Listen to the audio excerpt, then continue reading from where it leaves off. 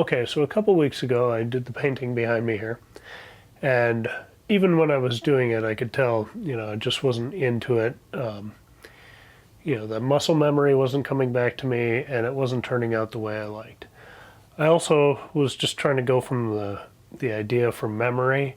I'll put this up in the video, but this is the picture I was thinking of, and clearly I got most of it wrong. Which I don't care if it's exactly the same. That wasn't my intent, but I wanted it to be a little closer than it was. And I could kind of feel as I was doing that I wasn't really hitting the mark. So composition-wise, I'm not terribly happy with it, and kind of how it all came together. So I'm going to go back into it and see if I can improve it. I'm going to go right over the canvas as it is. I think it's pretty well dry. I wanted to get back to it about a week later when it had thickened up a little bit, but not completely dry. It feels like it's completely dry now, so that might be a little challenge. We might have some lingering texture underneath that we need to get work through, and I might end up just destroying this canvas. But as this is kind of the process of getting back into it, I'm not going to worry about that. I'm going to make happy little accidents and just try to improve this if I can. If not, it's a good learning experience, and nothing teaches you like failure. So I'm ready to get going on this one and see what we can do. So my plan is to start with some small brush work because I don't want to kill the sky. I'm relatively happy with the sky, but I want to add a little more definition to the moon, and that's an easy thing to do with a small brush before I get going into the mountains and stuff. That's going to be a little bit more of a challenge. So I'm going to get into the moon first, do that, just kind of get the jitters out if nothing else. Then go back and see if I can really kind of re-sculpt this mountain. Yeah, this is incredibly dry now. Maybe some of the green is still wet, and I'm still using the old paints I had left over from years ago, so that might be another challenge. If I have a really hard time working with them again today, I might just need to scrap them and buy new paints, but I hate to do that because it's a waste of money and oil paint. So we're going to get into this and see how it goes, and thanks for watching. I'm going to take just a teeny bit of liquid white here. I don't need it for the rest, so just going into this and looking at my picture. The moon's kind of a little bit more white in some areas. This might be too much. Might need to blend that in a little bit.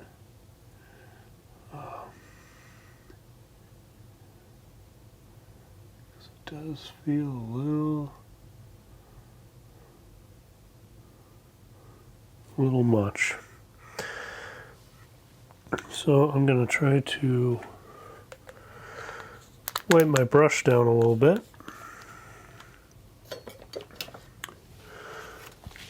And spread this around. So just spread the love of the moon.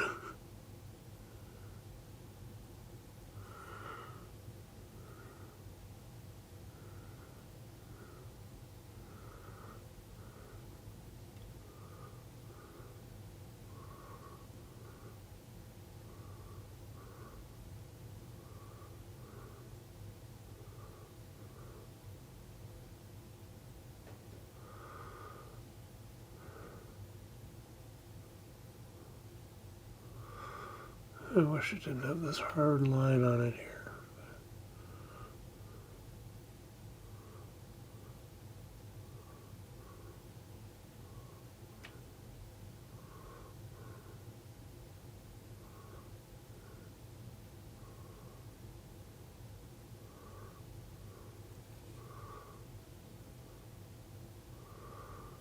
Another thing I'm trying is, for the sake of the cameras last time,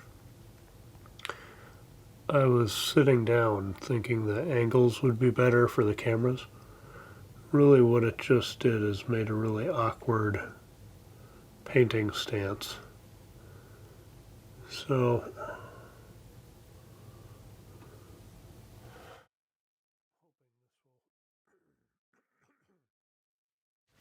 So I'm hoping this will work out a little better. Now, I just kind of dried the brush off, and I'm just going in here, moving some of this white around. I don't really know what the cloud would do here. I guess it would be a little brighter, but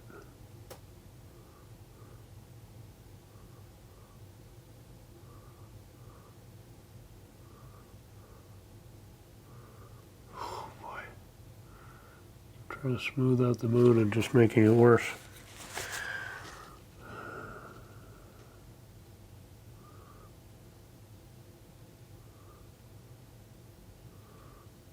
Well, that is why Bob did wet on wet, so things would blend a little smoother.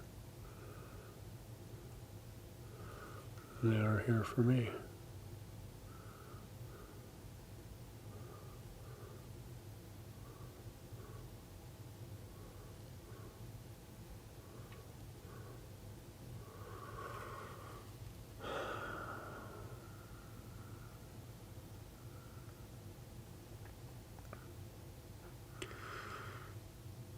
Know what I'm gonna do?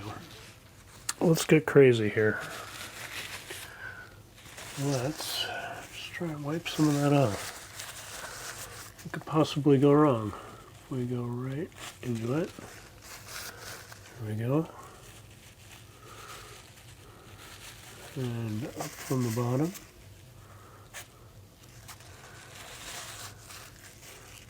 So it's looking pretty good. From that side too, so that was just a little paper towel, but it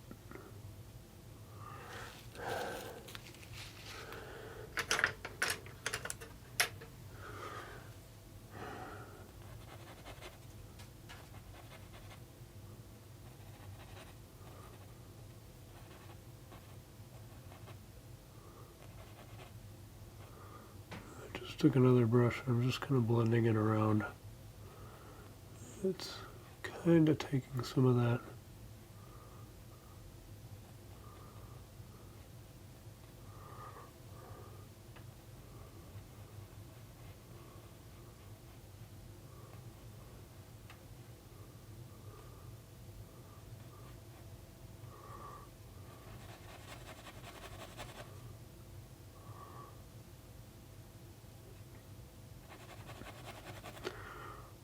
Scrubbing against it here to try to wear off a few spots. Of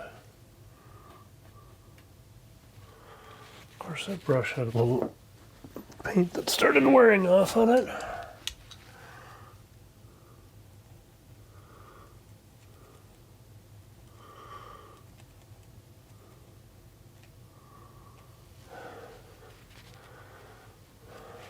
But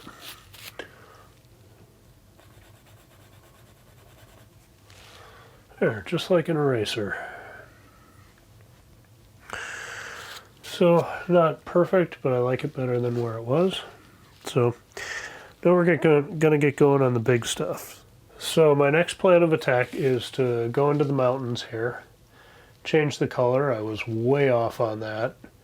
And also kind of change the shape. So kind of get this ridge here to come up and then kind of down, level out, drop down again, kind of work off that way. But first I'm going to try to get the right color. So last time I was trying to be really frugal with my paints. So I went into my palette one color at a time, and that just was not very efficient.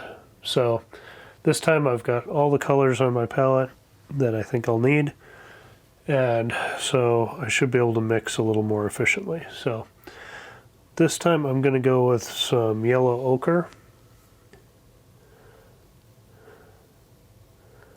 Yellow ochre and some alizarin crimson. I believe it is. So I'm going to go into that, Grab a little touch of titanium white. Ooh, that red really got it a little much, so get back in with some ochre. And that's a pretty good color. It's a little rosy still.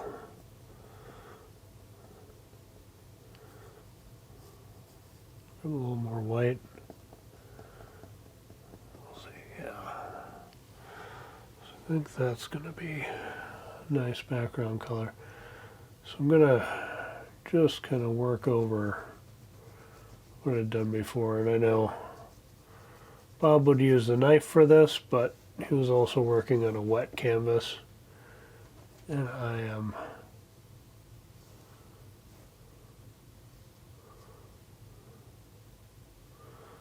see, I'm going to just say that that hump is going to live right there. That way I can work up to it.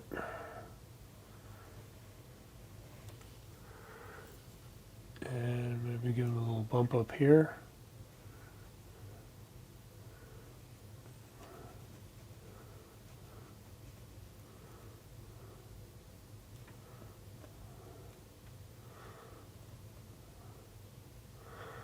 I like to rotate my brush a little bit as I go, just to kind of drag that top edge right where I want it.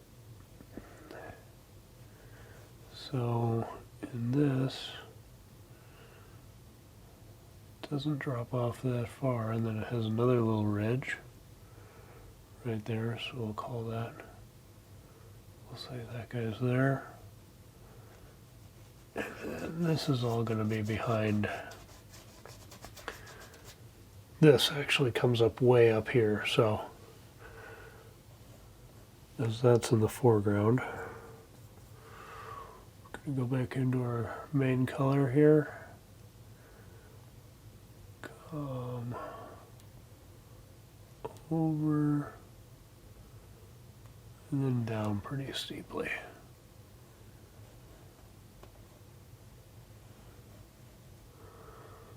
So I'm hoping to kind of go through this stage and then kind of Bob Ross below here. So there's that. There's another little mound that comes out here. Doesn't quite drop off that far.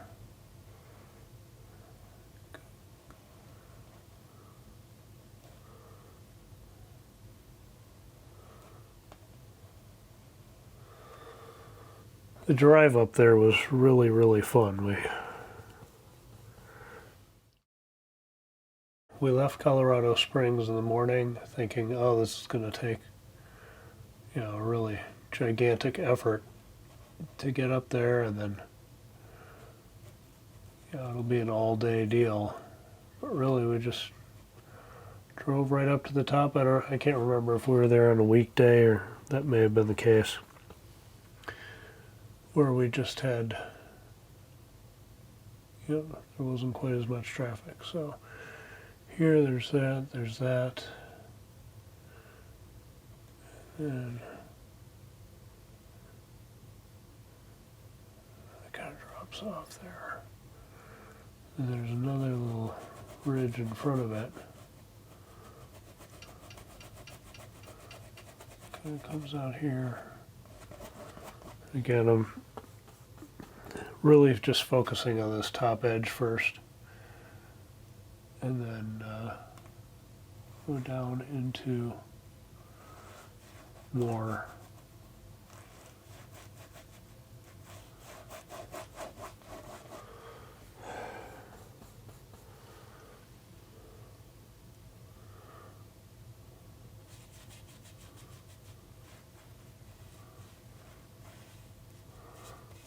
and already it's a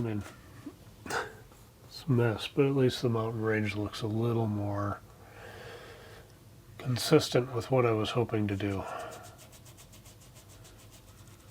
So there's that. I'm just going to kind of spread this down if I can.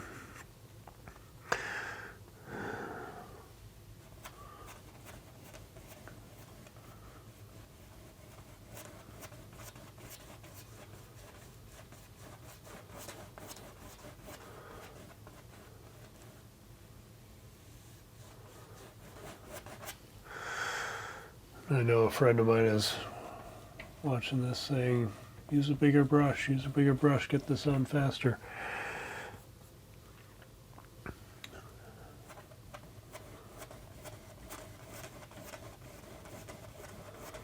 But I'm trying to be a little conservative here with my brush usage because I do not have unlimited brushes. So if I can, for the sake of the video, keep to one brush per color. And I really don't want to open the thinner any sooner than I have to either, because I am in a closed room and that's not ideal. You can keep the thinner closed until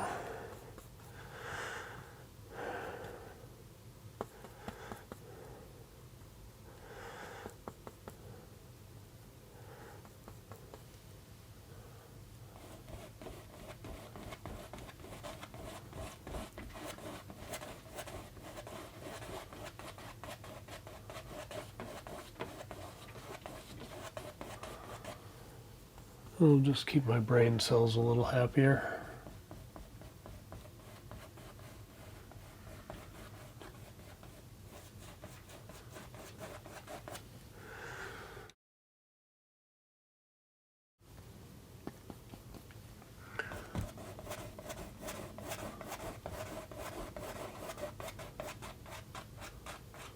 Alright, again, Bob would do this with a bigger brush, but I'm trying to conserve. So, I'm also going to add a little titanium white to this bottom, just so we get the sense of it fading out here. Again, it's a cheap trick,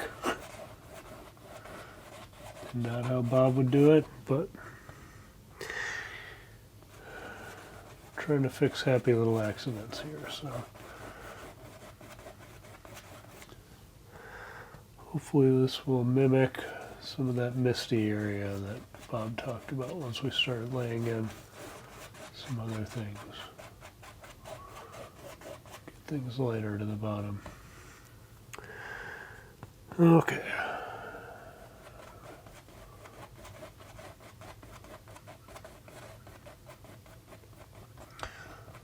All right, so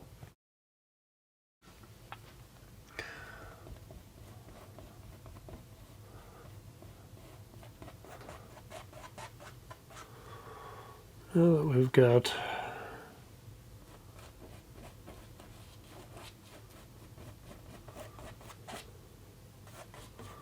some other color going on here. All right, for an undercolor, I'm relatively happy with that. So, you know what? I'm gonna pop open the white again.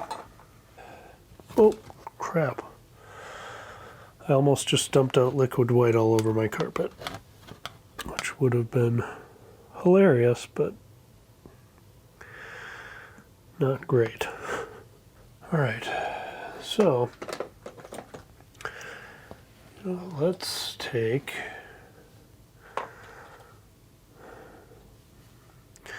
I'm going to take this little fan brush here, and I'm going to go into my liquid white and my dark color,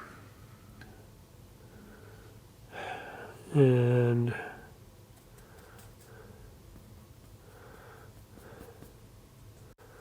make kind of the highlight color for that.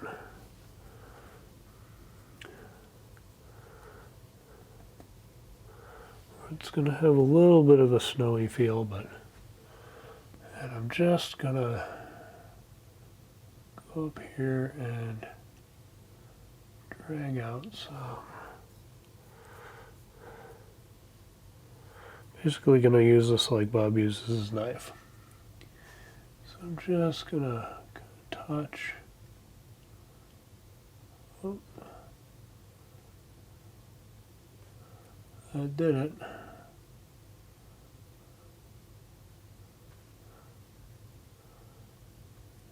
Just trying to go in and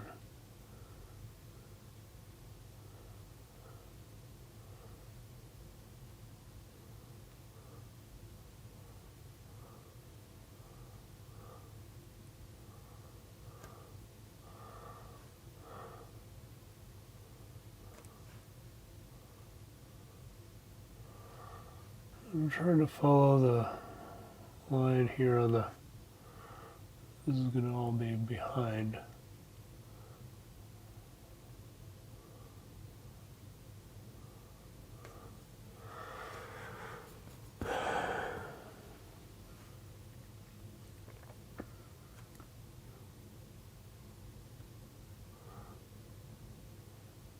And this isn't quite accurate to how I hoped the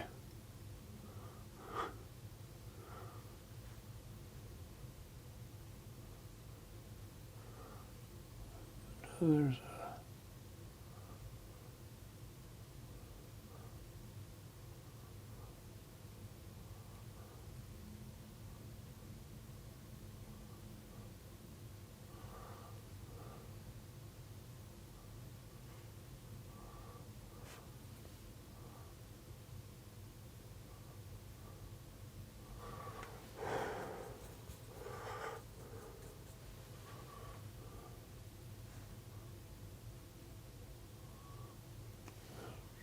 drop in with going into mostly the white where it's really highlighted here.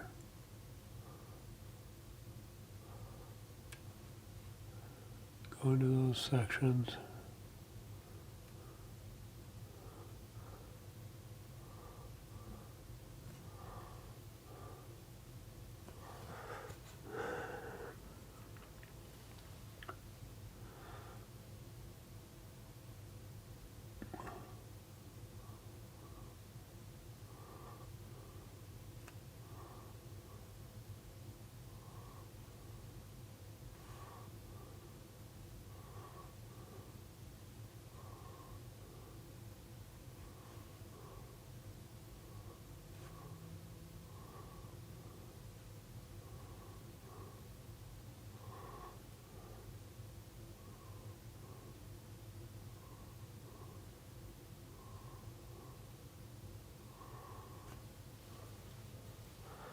Kind of looking up at the photo here and just going in,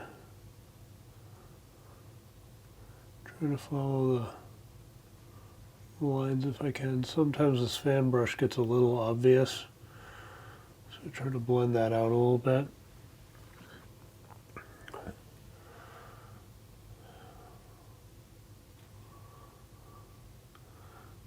Going over back over the parts that are distinctly white.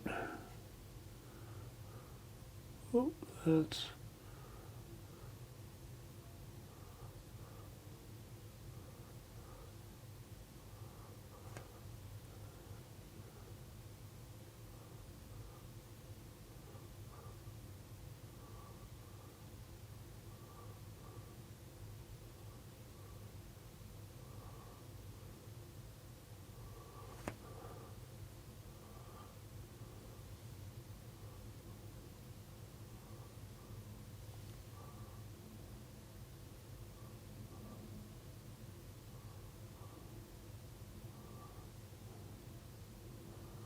with this brush. I'm getting a little of that breaking, but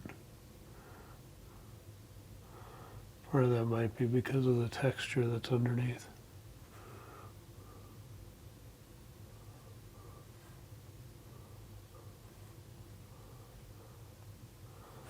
I'm just trying to vary my pressure too, so it's not so much like a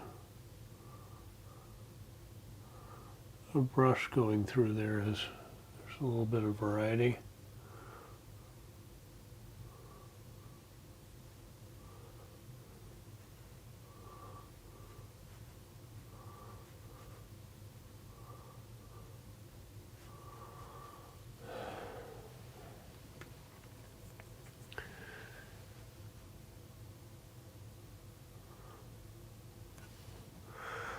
Bob is definitely faster than I am.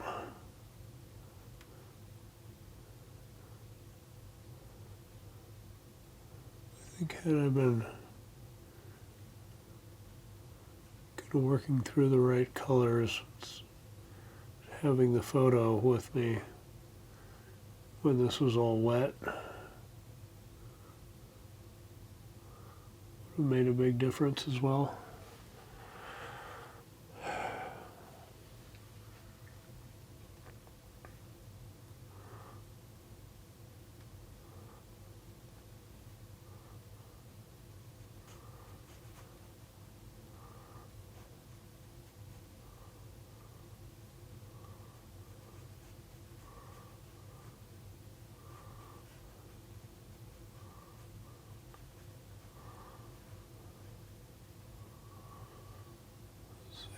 That's actually all dark, but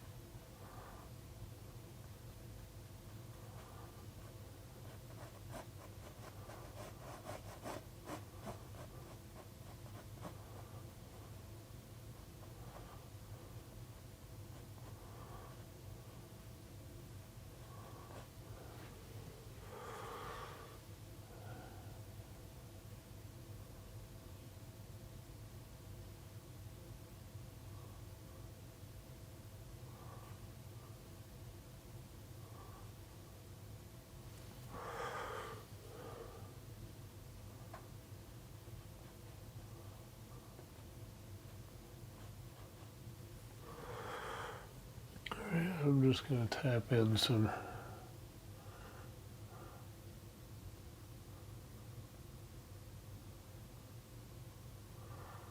other little highlights here.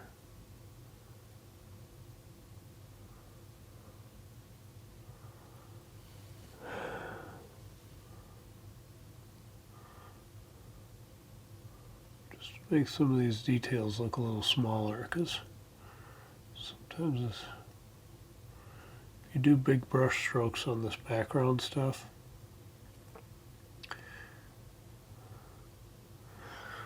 doesn't give it the sense of the depth because you're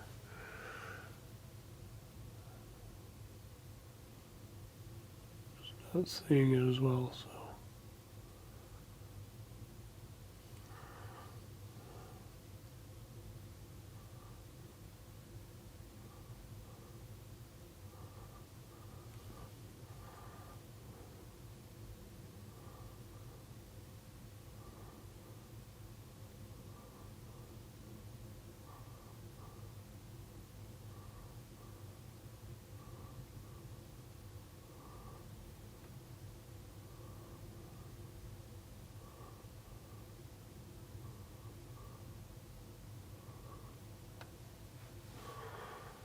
Okay.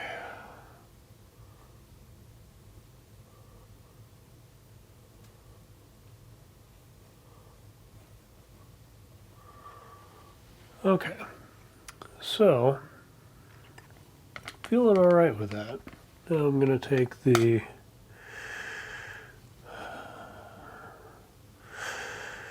maybe go into a little of that same color and add a little blue. That was a lot of blue. I'm using that same dark brush. I'm trying to bring it to a point here. And I'm just going to hit a few little spots.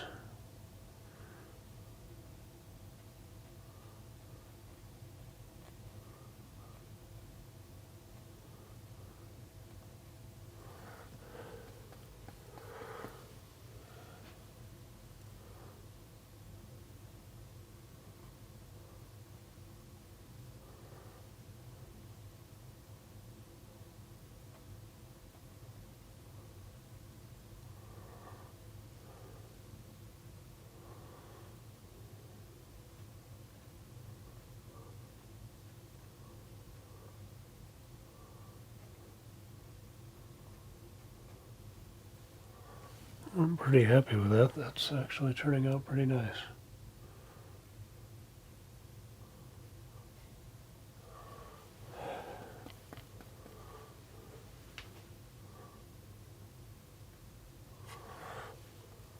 Maybe go a hair darker here.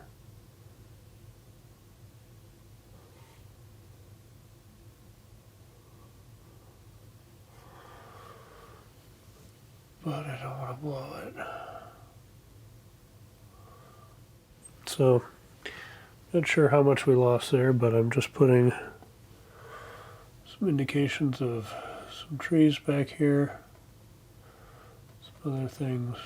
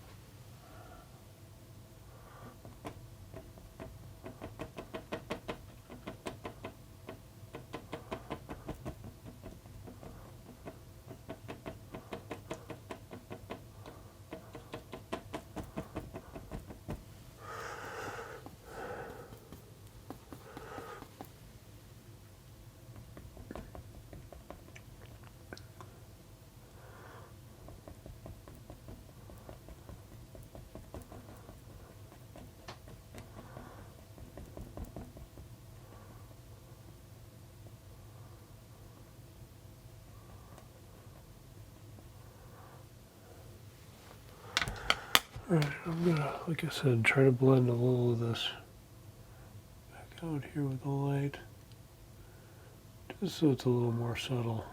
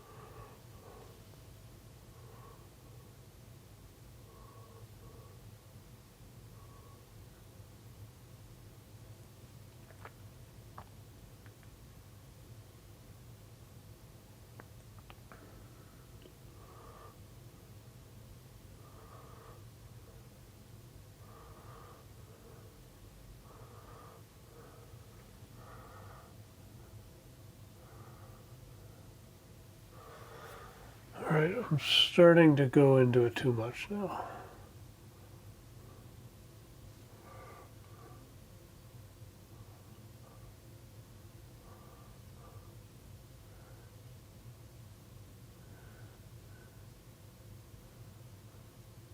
He says as he keeps going.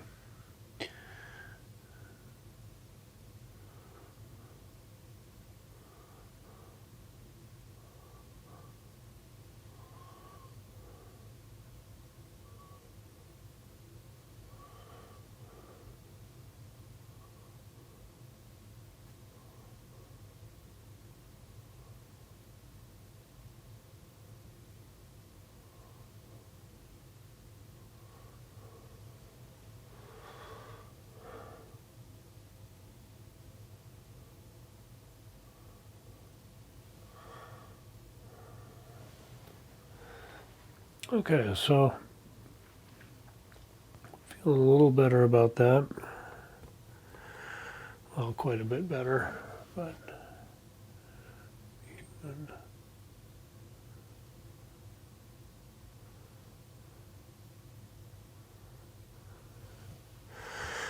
you can shape that up a little bit.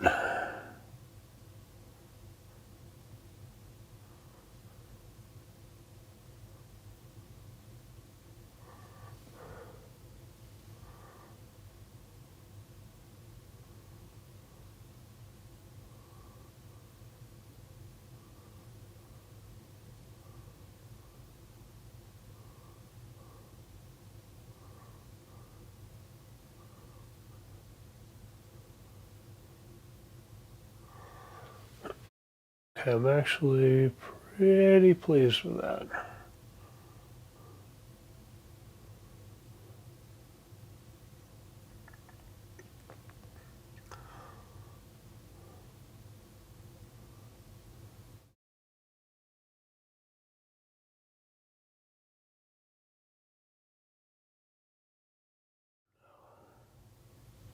Okay, leave it. Just leave it.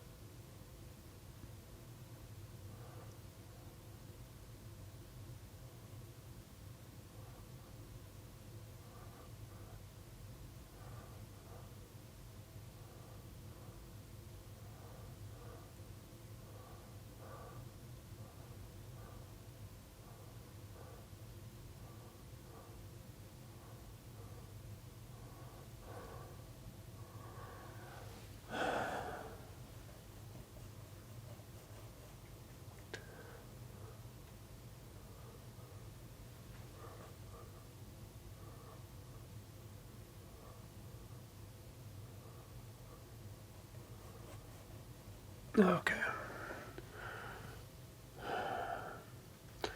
So, not perfect, but considering where it was when we started, I'm feeling pretty good about that.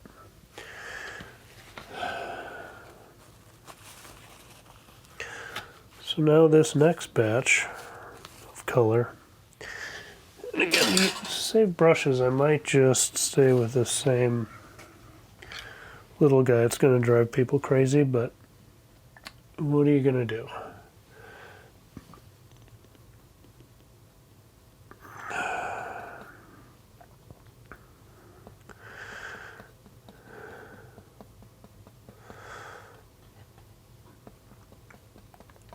So I'm really using that yellow ochre, and I'm mixing in some of the blue and the green.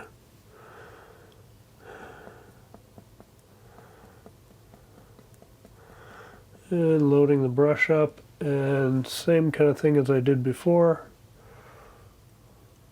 And I'm gonna go right here. And that's gonna slide down and over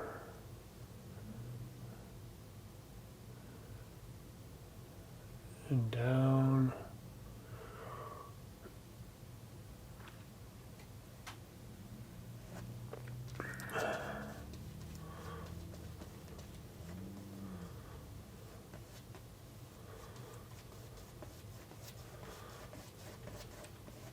So what I'm doing now is what I thought this dark color was before. So I might add some brown to this, get it nice and dark.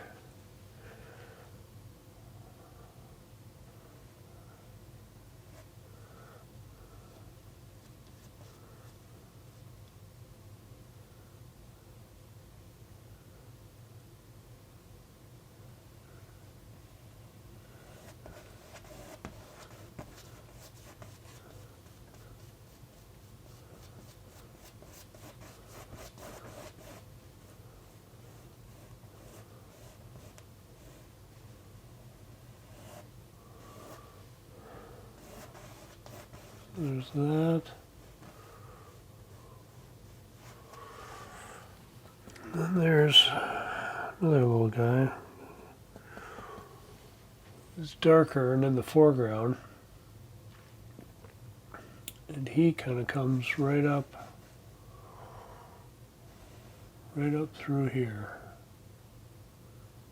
He's going to come up and down and kind of camel out here.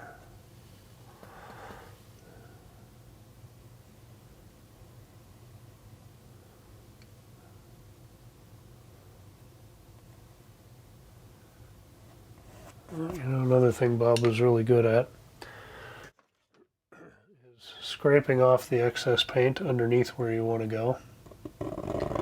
So you're not trying to put dark stuff on.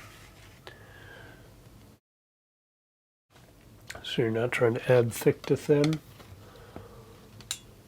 It's kind of the situation I'm in right here. So, like I said, this kind of camels out and then goes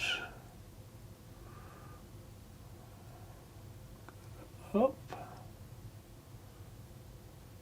and up again.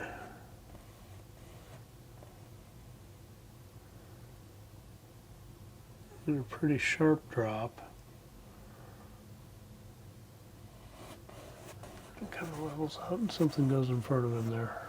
So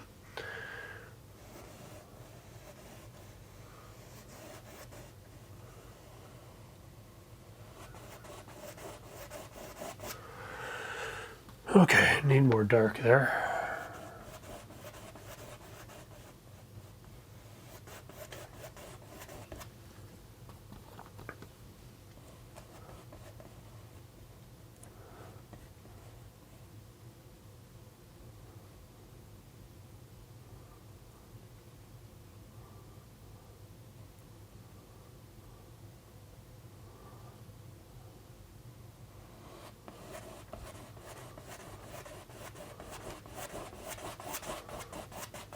Okay, so, well, that moon is a little obnoxious, but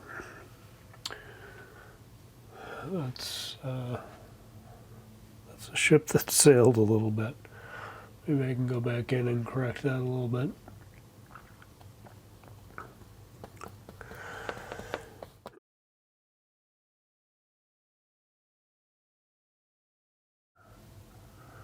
So then after that kind of crashes down, there's another guy that's kind of part of him. He goes down through here. But I want to maintain that ridge that grows out of him. So go pretty dark. So I just grabbed some Van Dyke brown and I'm just adding it to my green and kind of mess color mix here. But let's see. That comes down and there's another guy that's let's go.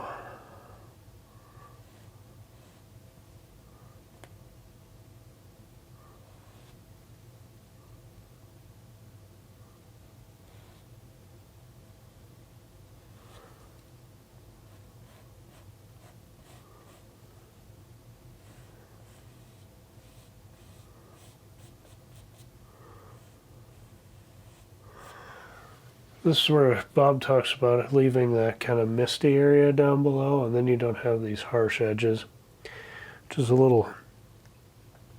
a little aggressive for this painting, but since this is a fix, I'm going to not beat myself up about it too much.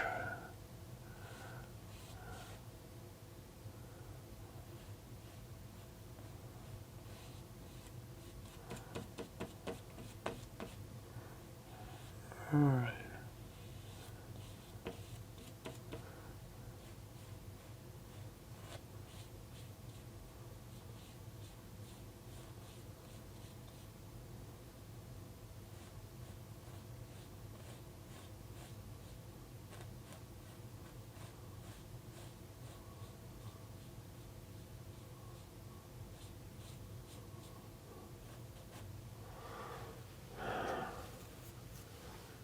All right. Back into some dark.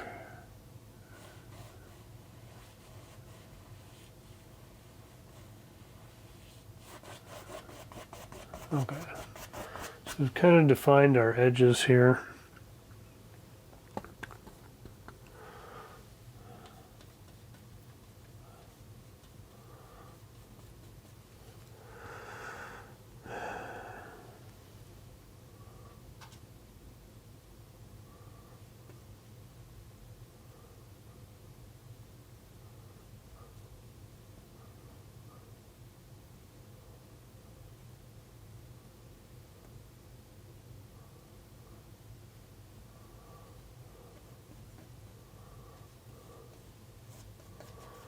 Okay, so we're still rolling there. Still rolling there. Okay. So now this is starting to come together a little better. And I'm going to start putting in the photo on this ridge. There's some rocky things going on and kind of like a little path that comes around here, down into here. And then there's some other little outcroppy bits in various places. So I'm going to go in. I'm going to try to do this with my knife, with the, what is this? This is yellow ochre and yellow ochre and the white, titanium white. And let's see if we can get this to break like Bob does at this part, because I think this is where that would look really sharp.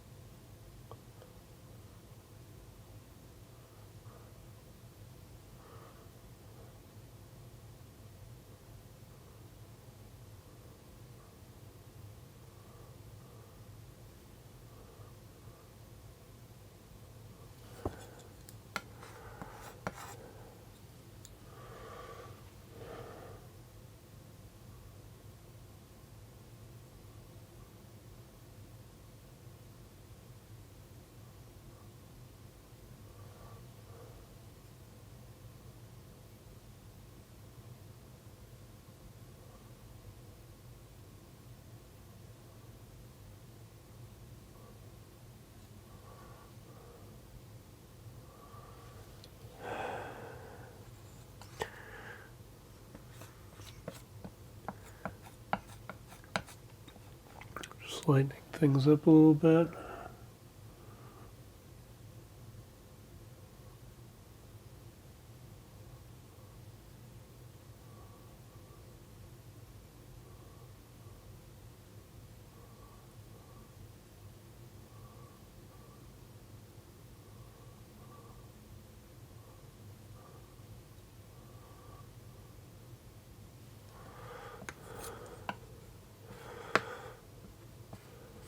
Just trying to scrape off a little roll of paint.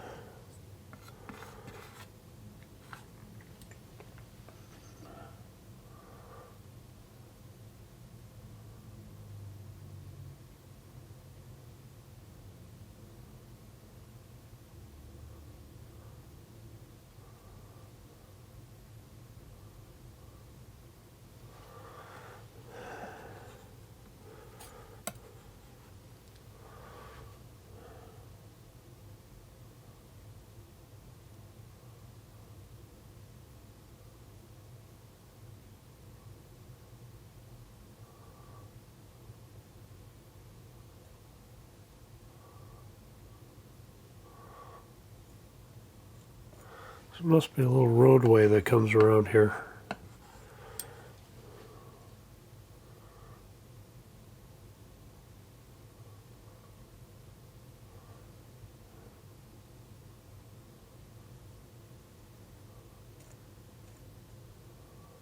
It goes in a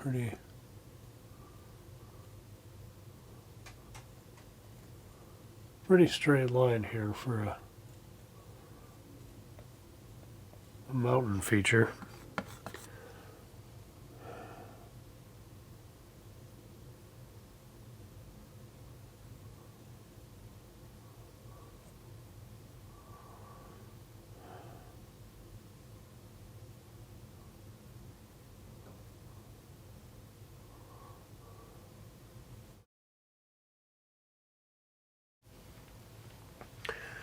And I'm just gonna tap up here because I want to give it, right now it looks very brush strokey.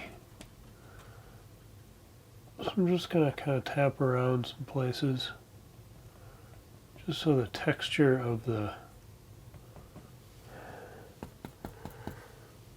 it just has a little more of a mountain greenery feel. So going into my dark and just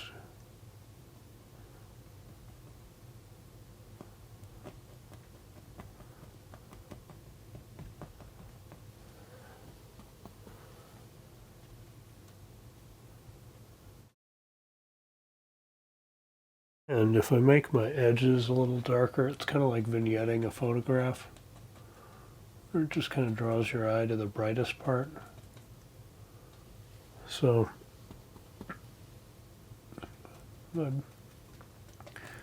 my edges stay a little dark, that'll hopefully just bring eyes right into the mountain.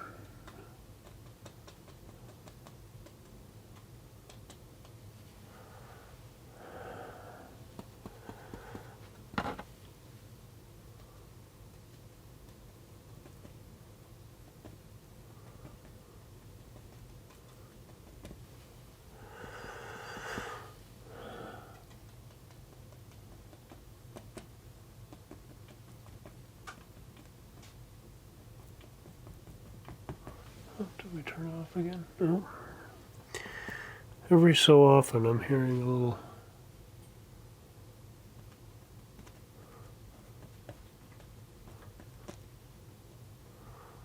noise. It's making me think the cameras are turning off.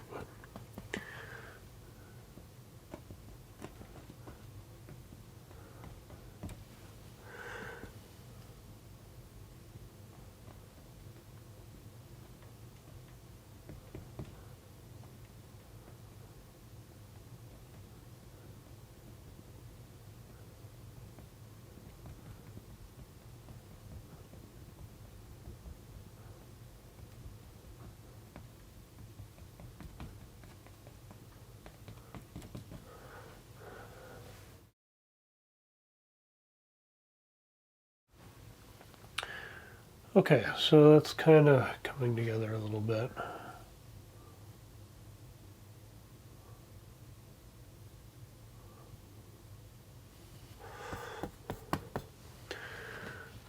Okay, so more of that in the foreground here, and then maybe I'll just grab some of these little guys and just drop them in right there.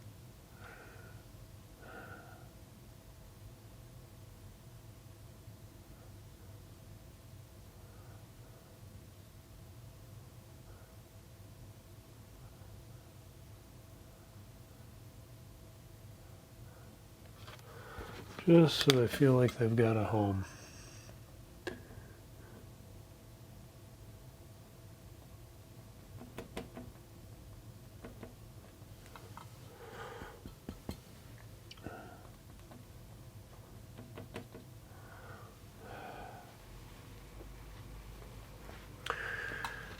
And I should probably tap some of that out. Just to kind of kill the intensity a little bit.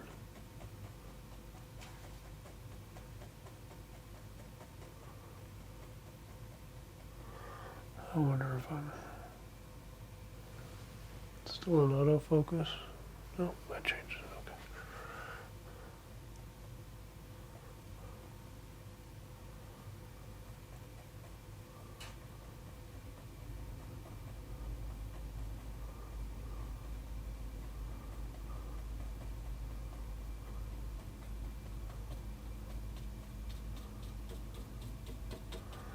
Okay. Yeah, I don't know. That did any good.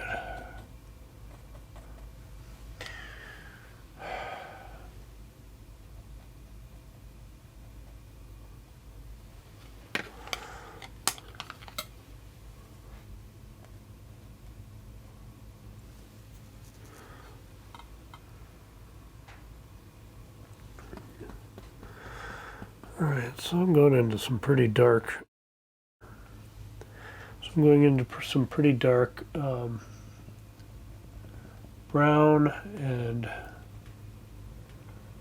sap green. I'm just kind of pushing up.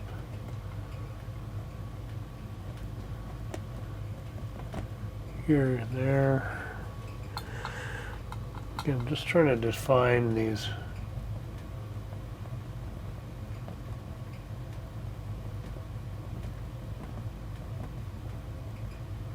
ridges and things and give them a little sense that there's some layers and depth there. So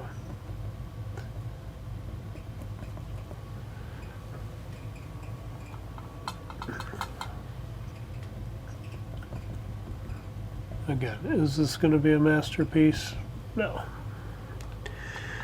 So learning experience and good practice? Yes.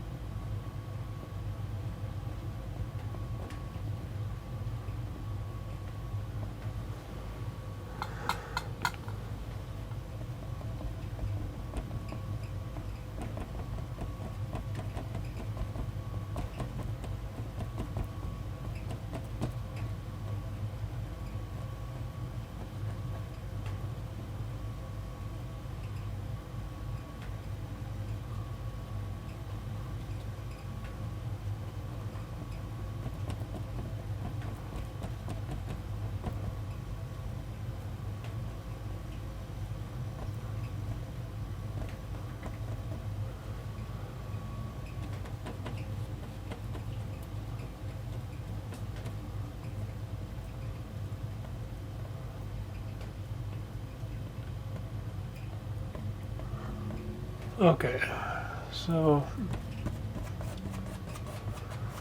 again, maybe I'll, let's see, let's go into some titanium white.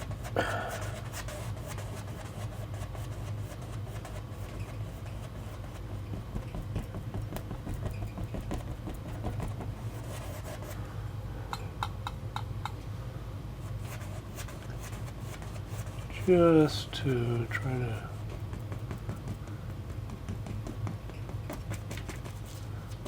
mimic that dark stuff, or the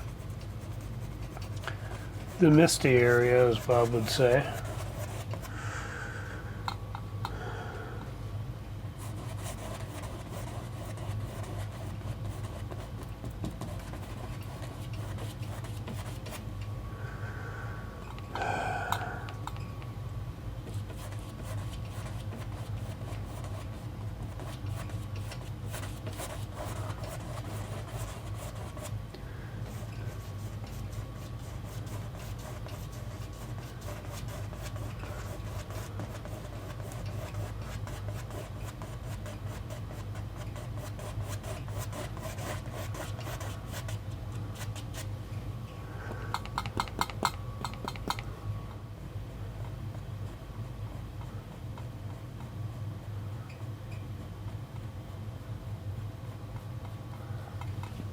Alright, now we're getting into the part where we can use some of these bigger brushes because we've got some of the big back detail done.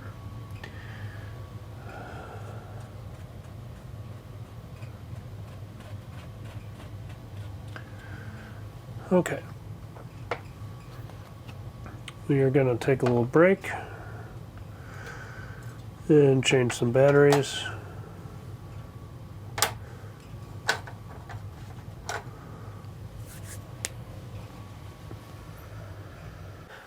So now the place I want to go is kind of up in front here. There are some kind of a row of lower foothills that kind of come across here, and they almost have a little bit of red in them. And so I'm going to go back in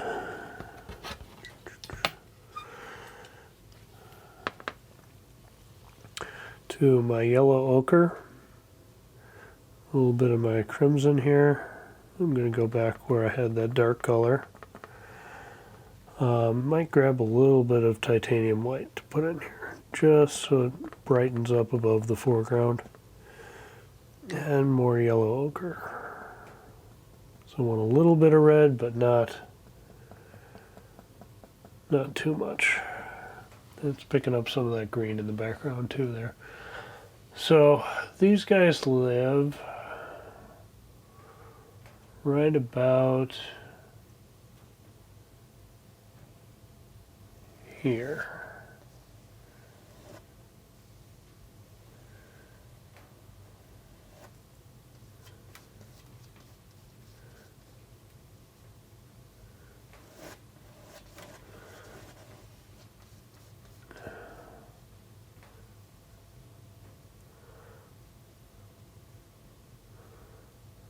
Just kind of along here, and this is where you're starting to see some individual trees. As I look at the photo, I can see some real hints of some actual trees being on these ridges.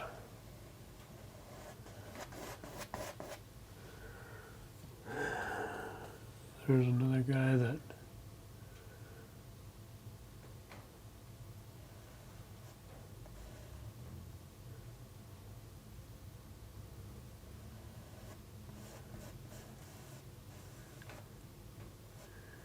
he actually comes back there. More yellow ochre to him.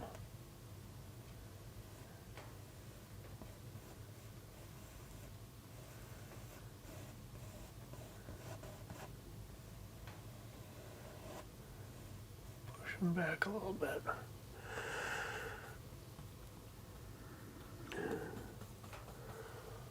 This guy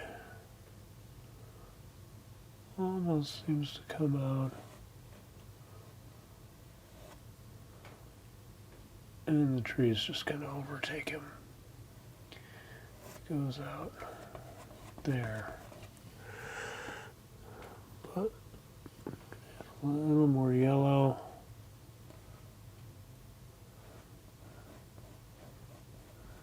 To brighten him up a little bit as he's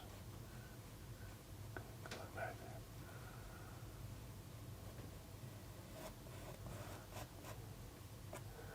there. What we start to see in the foreground here then is this guy comes down, and this guy lays in front of him.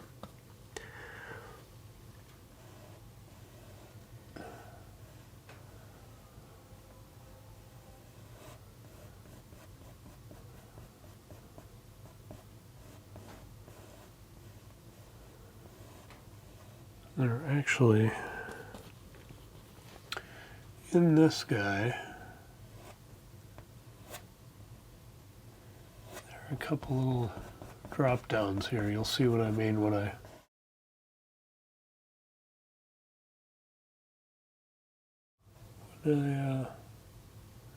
pull that forward. But this guy ends up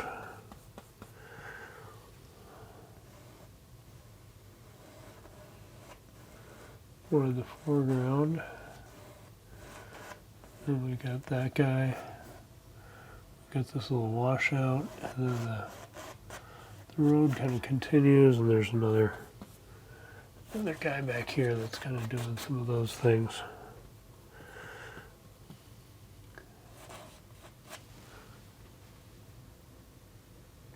So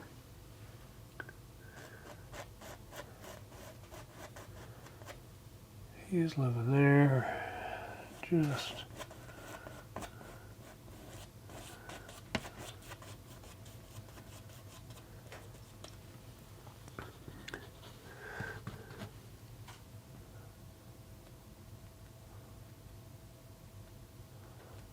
I'm not going to do too much with him other than just kind of let him be back there, because he might get covered up anyway here.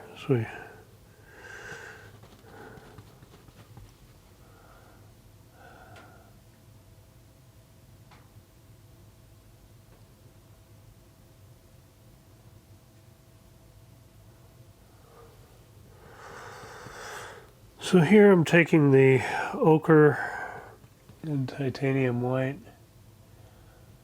Using this same brush, I'm just kind of trying to drag out some of the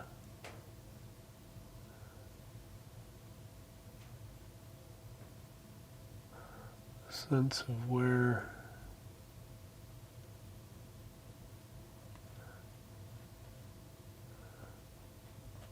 I'm going to cover most of this up with the trees, but there are some sections where it's just kind of rock hanging out here, so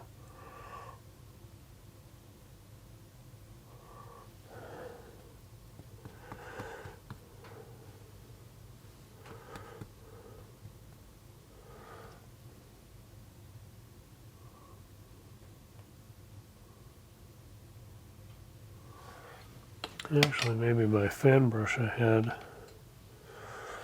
at one point would be a good idea for this guy, for these little doers.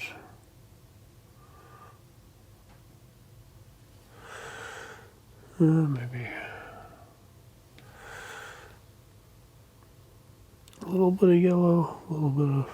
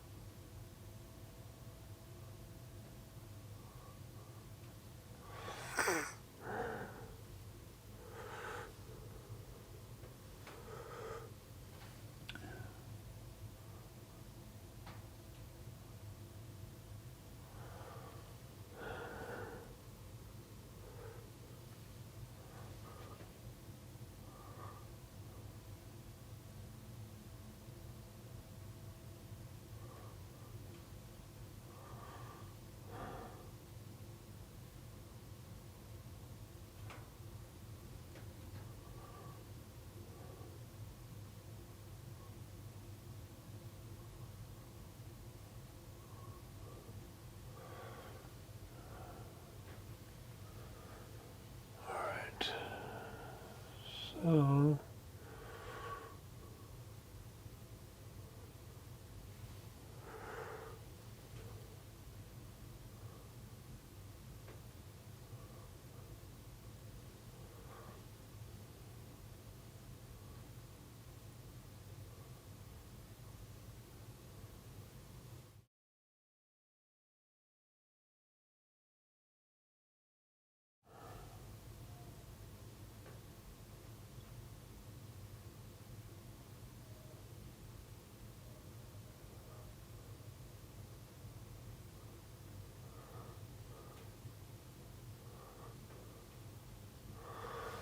okay, so I'm going to add in a little more color down here. Ooh, a little lighter than I wanted. but it's pretty indicative of the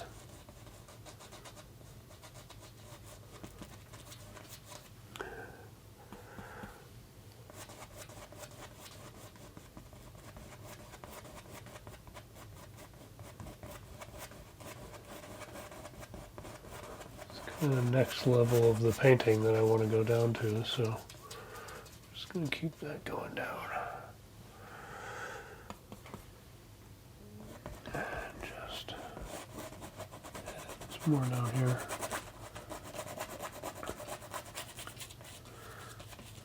So where we're going to go now, start laying in individual little hillsides.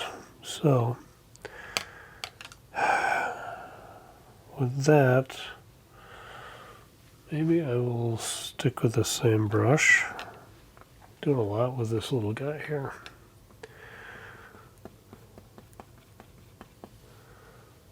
But I just want to put on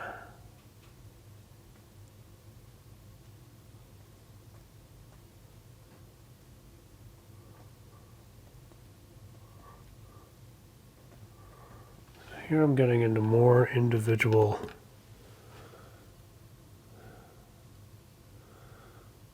little trees as they kind of come around the ridge. And at the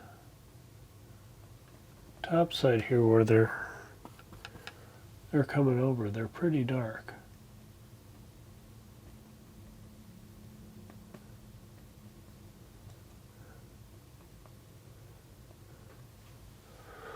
So although my hillside is lighter, some of these trees on the ridge have to stay pretty dark. So, oh, got into some light color there.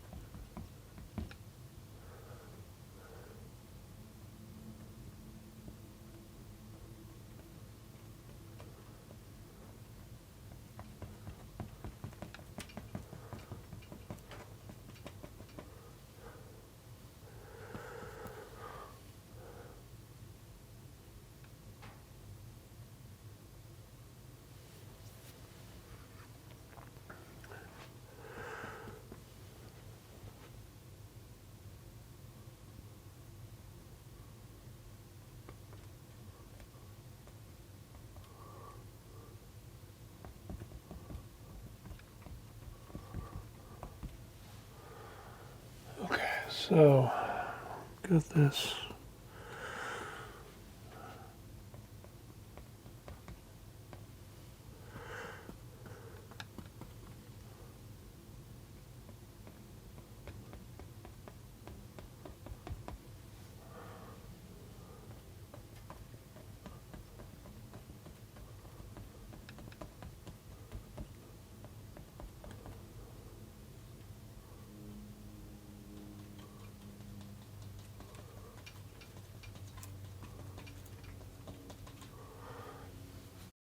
Okay, so we're starting to come closer here, And we need to line these other ridges.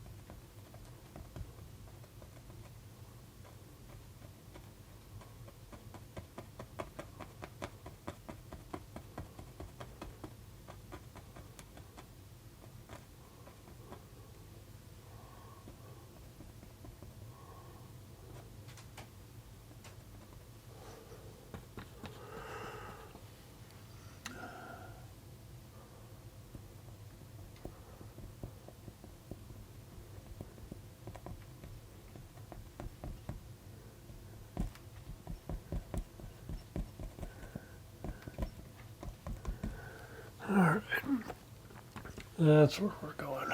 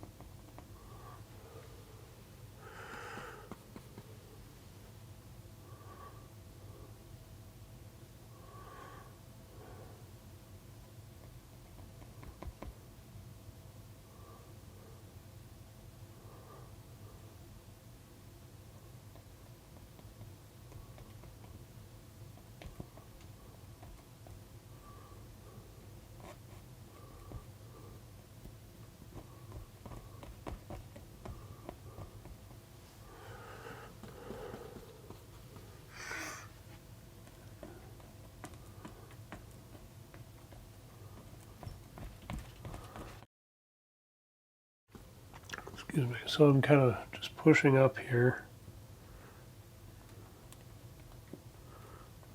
And just give a little difference and definition to things.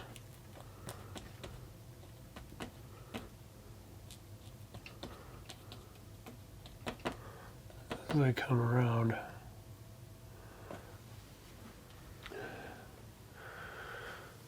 So now we're getting much more of a sense of the valley coming down.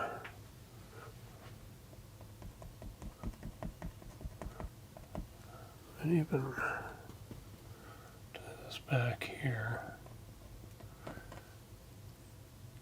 And again, this is where I don't care so much about the reality of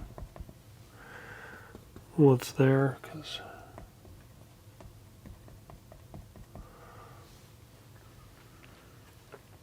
I'm trying to do more of just the feel of, I wonder if I should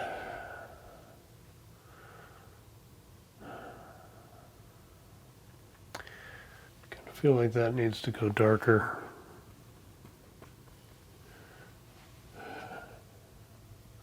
So I was wrong to put that white back there, but again, just a happy little accident. We're gonna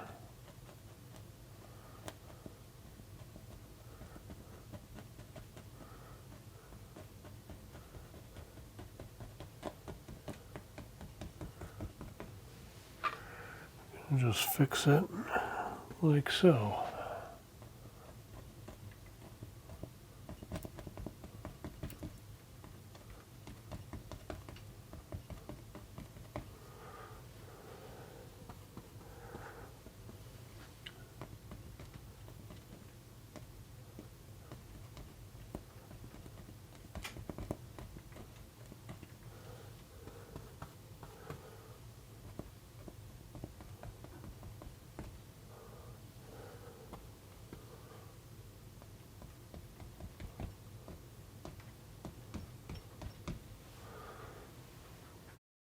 More consistent. I don't know if it's right, but it's more consistent.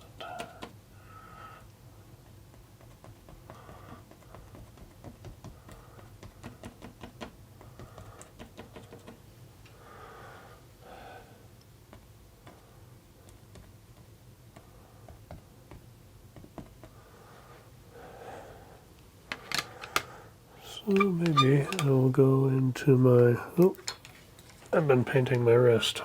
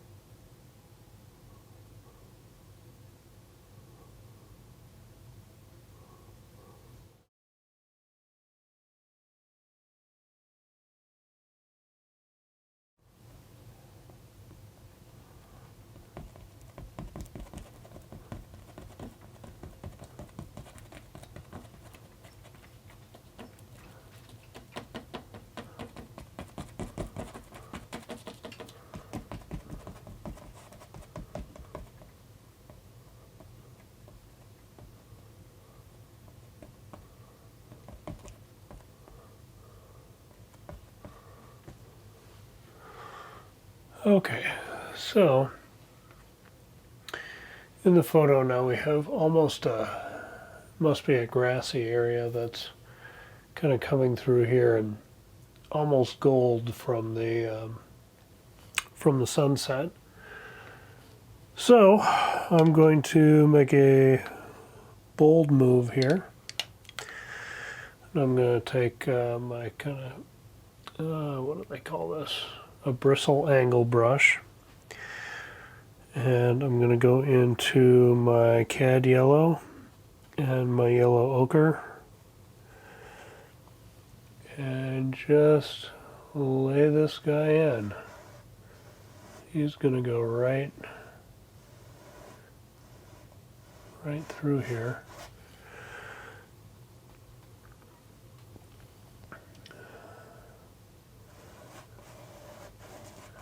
This is really bright in the photo. So I'm gonna really give it quite a bit here.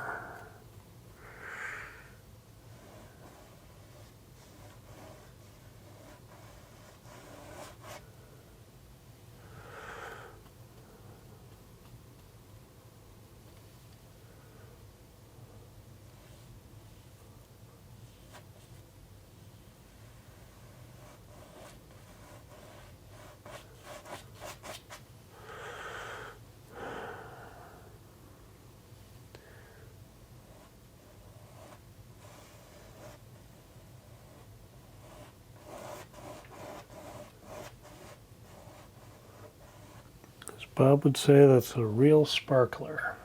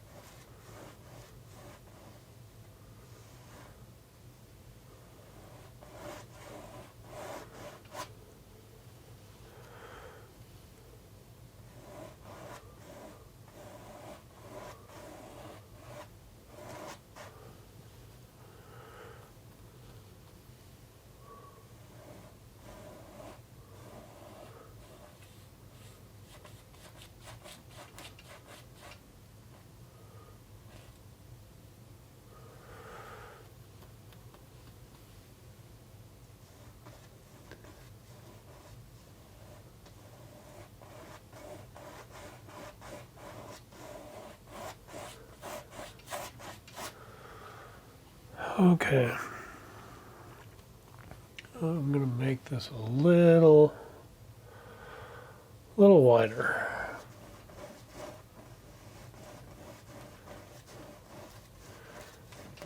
Because I want to really separate this, the mountains, the hillsides, all that stuff. I want this field to come down a little bit, so as I'm putting in the foreground trees, it looks like really looking back. So I'm going to just go a little crazy here with the depth.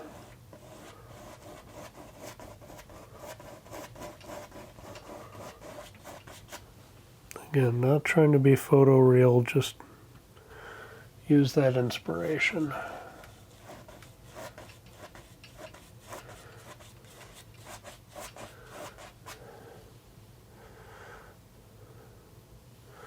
I started using this angle brush because I thought I was just going to do a sliver like the photo shows, but I've changed my mind.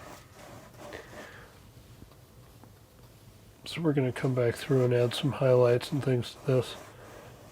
Give it a little depth and some texture with one of the bigger brushes.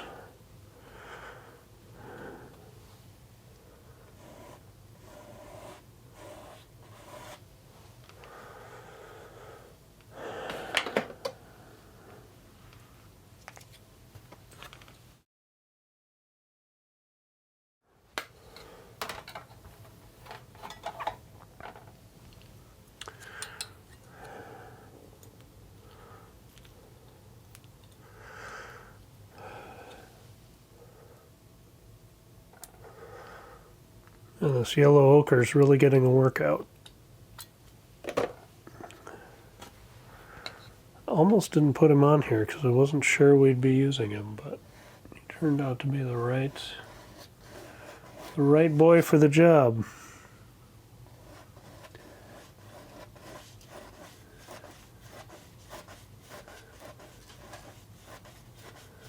All right.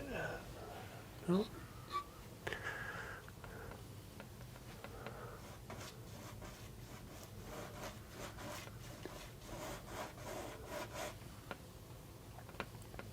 Yeah, the Cad yellow.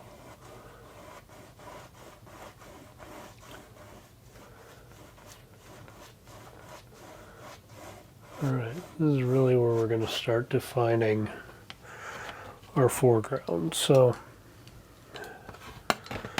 wipe off this knife.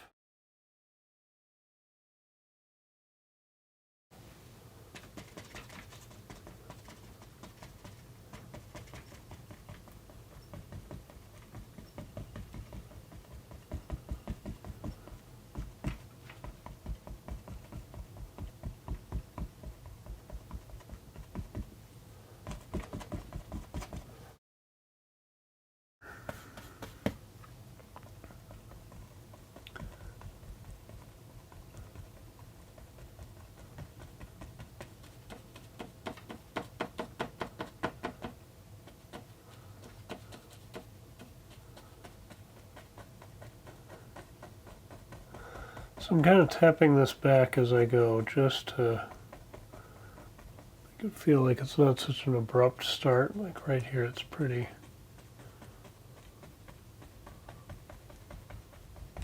dense.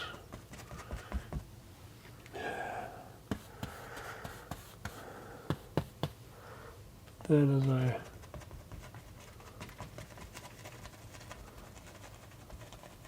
come forward,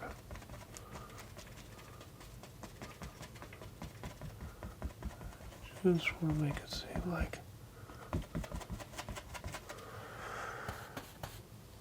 there's some little,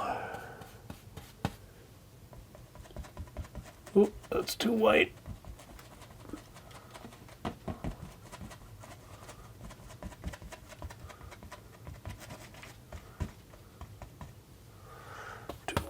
Too white.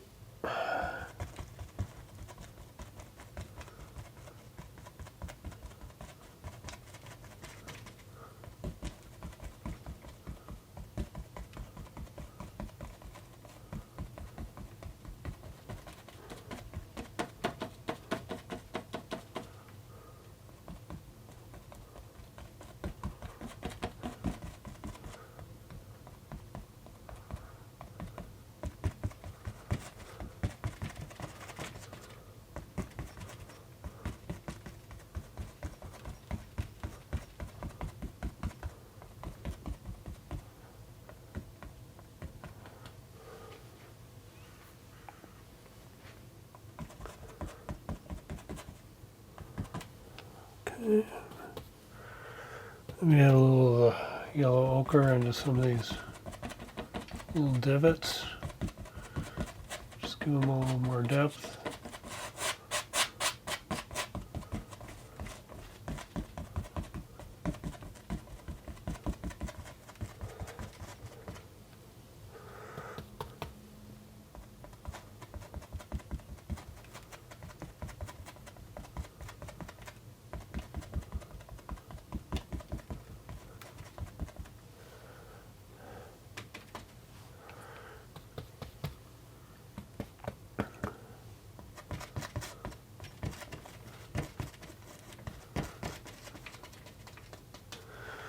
And then we're going to add some shrubs in here. So back into our dark green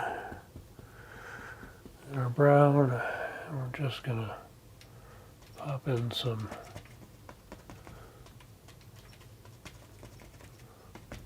little lines of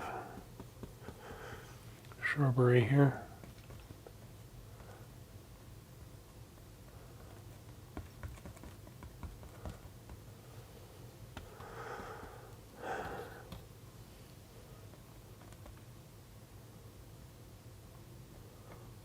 A little red there. That was a lot of red. A little red goes a long way.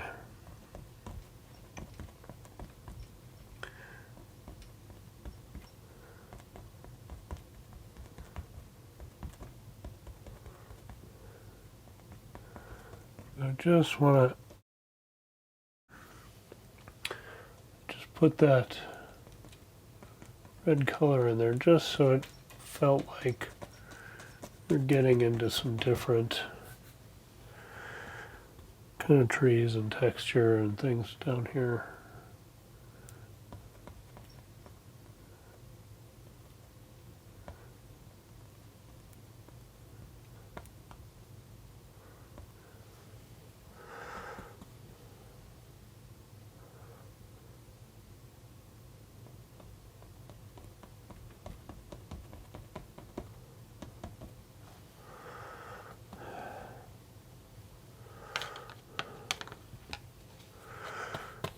Go back into the yellows. Titanium white, back into the yellows.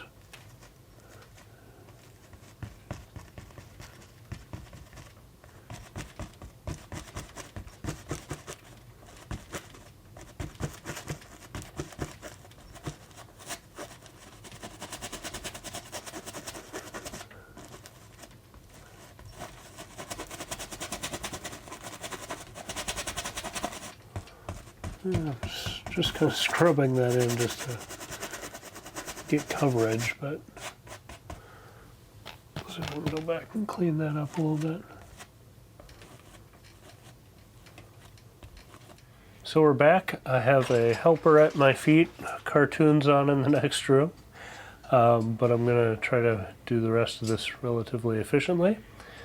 But here we go.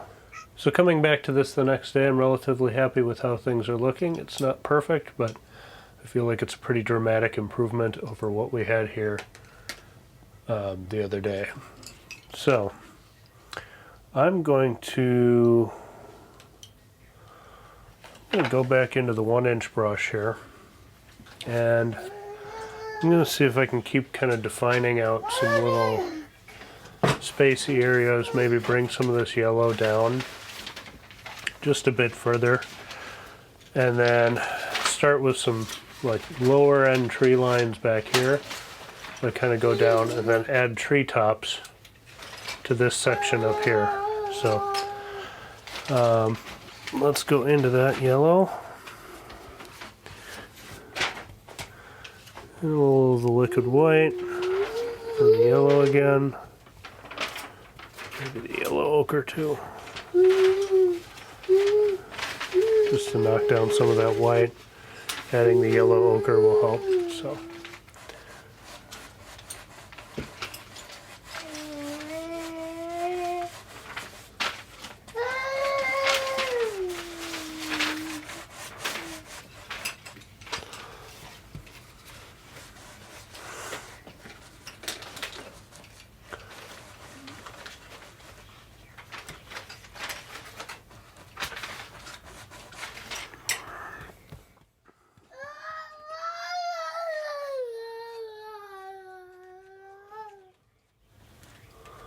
Gonna add some of the top of the brush randomness up there.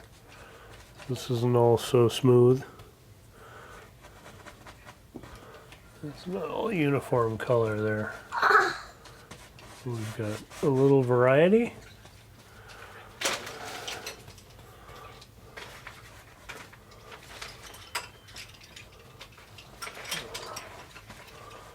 Now the downside of doing this over a different background color is, as I make changes on this top layer, I'm kind of scraping some of it off,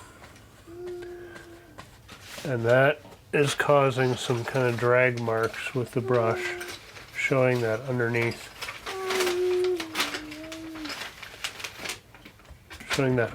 green. So I want to kind of get back in here and try to lay more color, this lighter color down. That's also the tough part about putting a light top color over a dark background color, which is why you wouldn't want to do this. You wouldn't necessarily want to do this from the start, but kind of tapping instead of dragging will hopefully mitigate some of that stuff.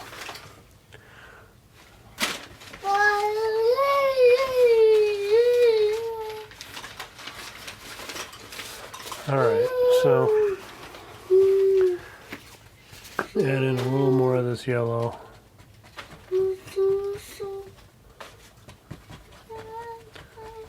Front.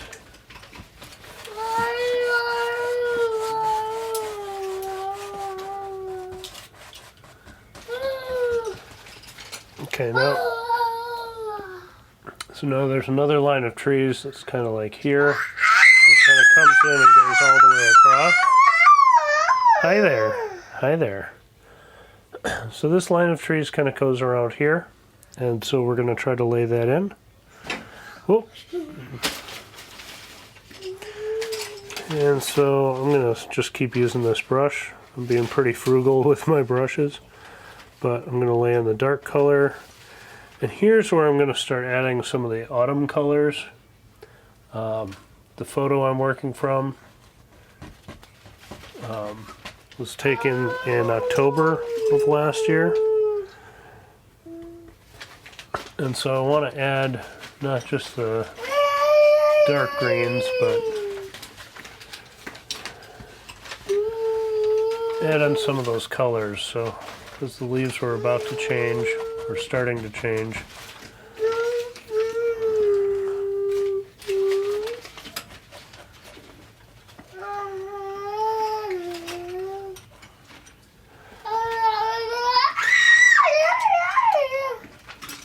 oh, those are pretty dark, but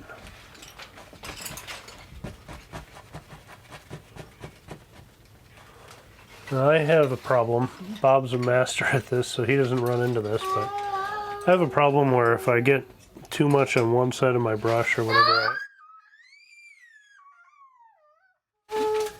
I end up with these dark brown, or dark splotches of one color. So try to kind of either go in and blend those out, or put that same color between it. So that's getting away from me a little bit here. I'm just trying to get some different shapes in there as I go.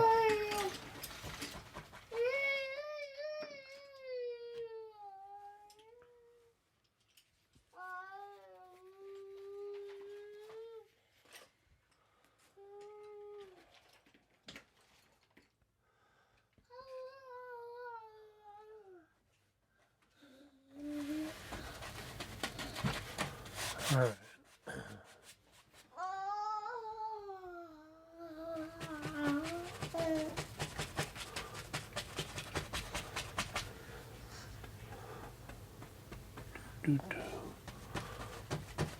Okay,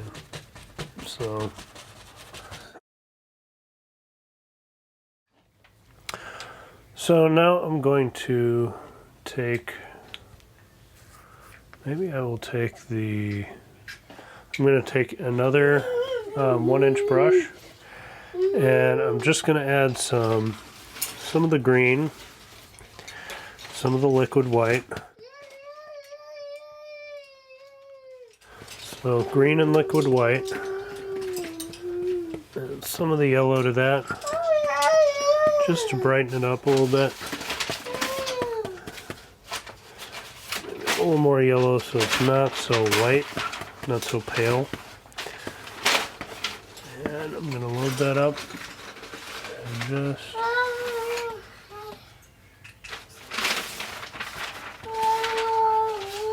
That is not doing much.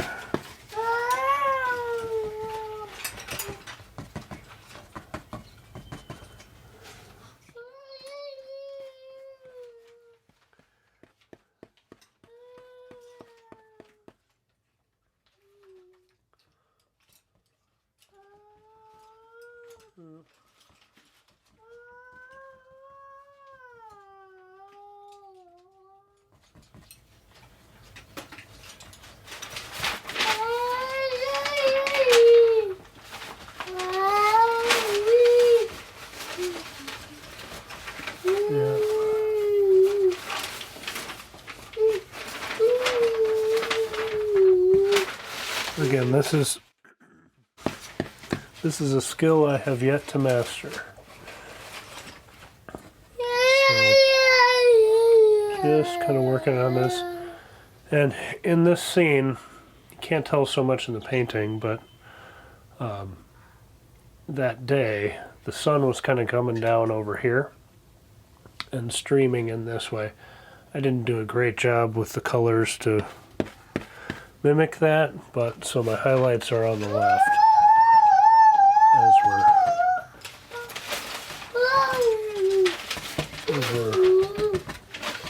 working through things. So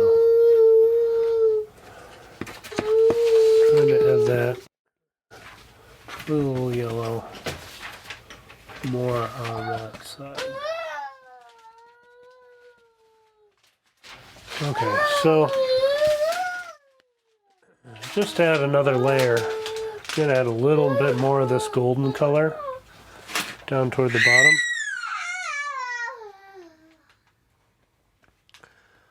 So I'm gonna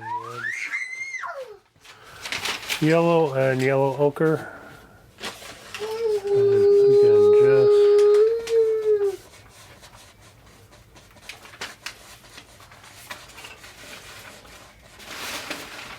just want to give the sense that that's a tree line down there.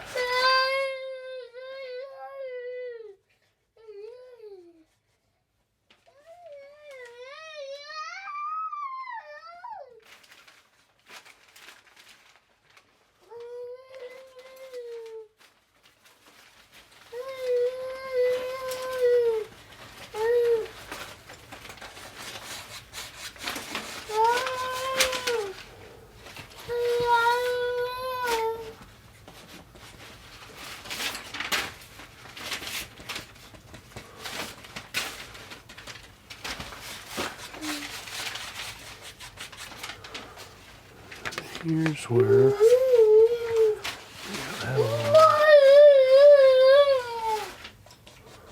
so I just went into the liquid white.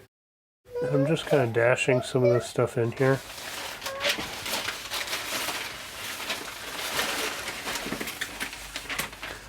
Just to give it a little sense of texture.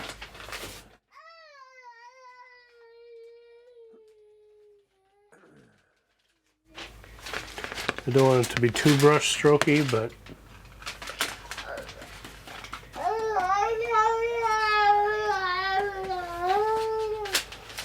okay. And then back into the dark green at the bottom. And the browns.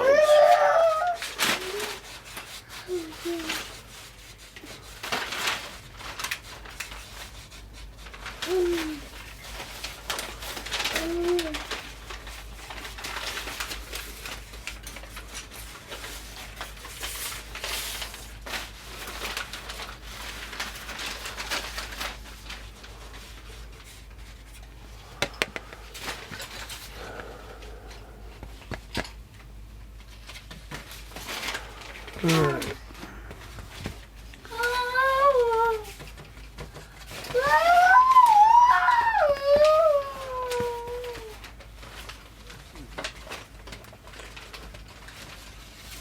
So again, not trying to do anything too specific here, just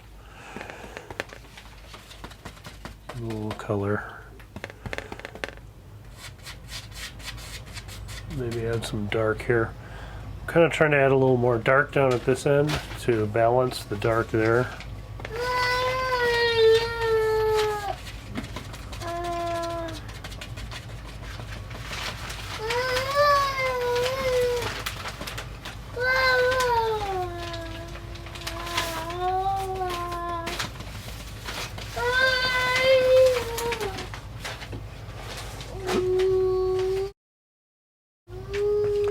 Now this is where Bob would probably cut in some sticks, but because I'm cutting into dark underneath,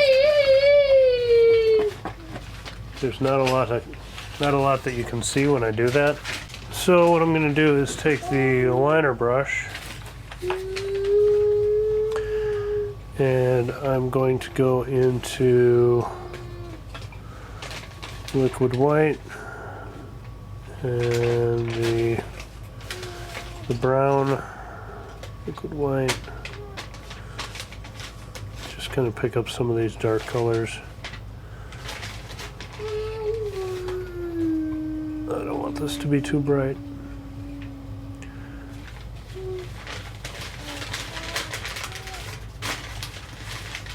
I should just go into some thinner here, but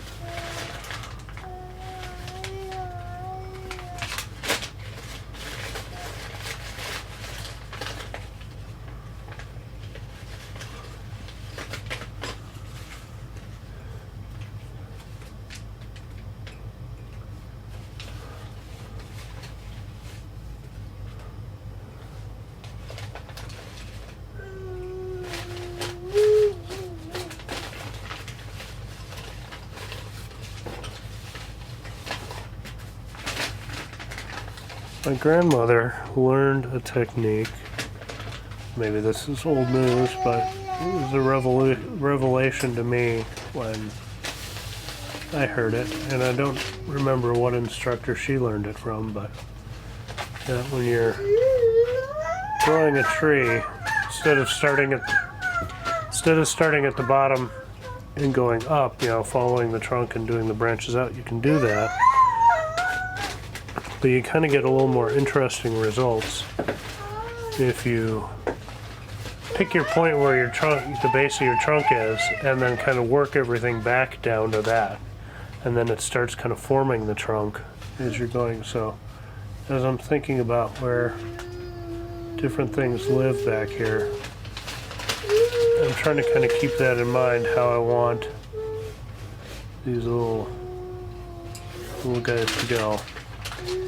You can get a little too, I kind of tend to draw every tree as a Y, and then just add a third one. And it's not super great for variety. So that's something to practice. It's just kind of figuring out how you see different tree limbs and things like that. So it's probably not coming through on the camera, but I'm starting to be happy with how that's coming in. And that's all going to be kicked down to the background, so that's okay. So just add a few more things down here.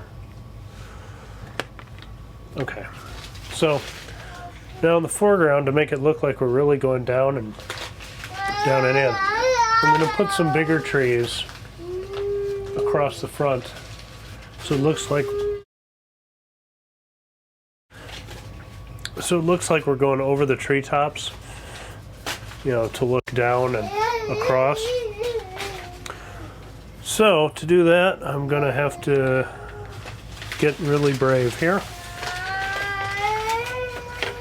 Take a brave pill, as Bob would say.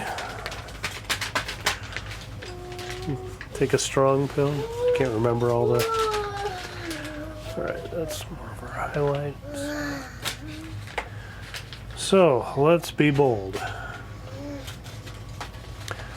And let's actually use that. I'm going to use this brush, which is the filbert bristle. I'm going to lay in my trunks with him. So, getting a lot of the dark brown, and let's see, where is he gonna live? He's gonna live right there. Oh.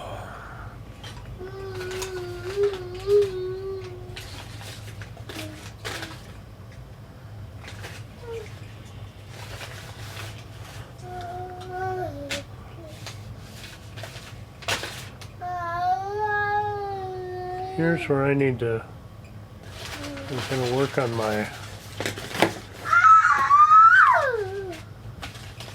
on my tree designs here, because it is not my strong suit all the time.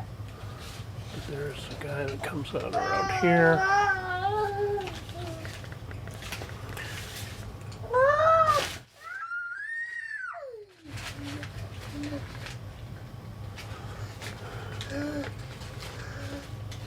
And another guy that's kind of living out here.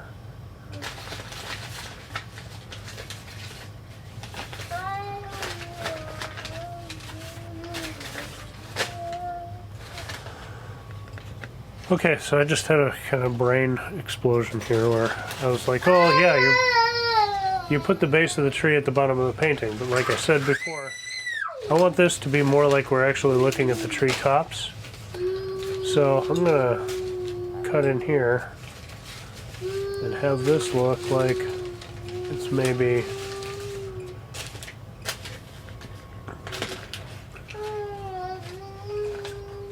like I said, we're just seeing the top of the tree.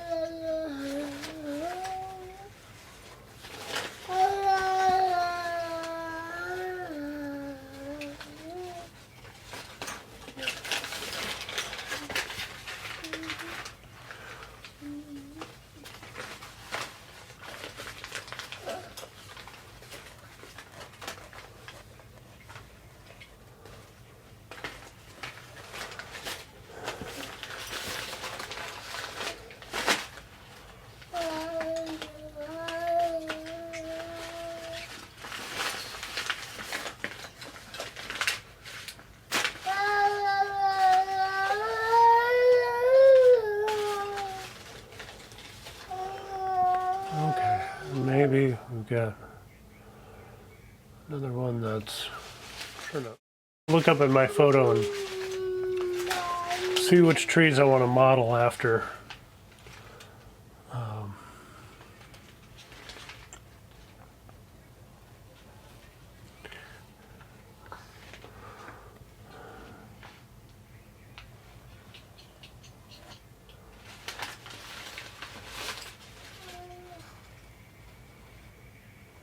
Hopefully this kind of helps me when I get to the point of putting in the branches too, or putting in the leaves. It will help me stay a little more under control of what we're doing.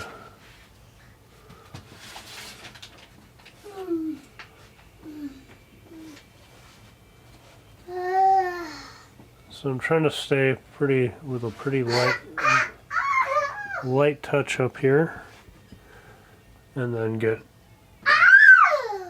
thicker. Yeah, I know you want to spin, don't you?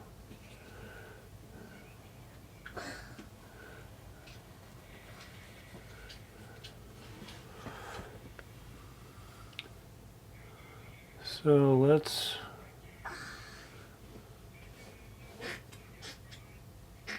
ooh, that guy's way up there.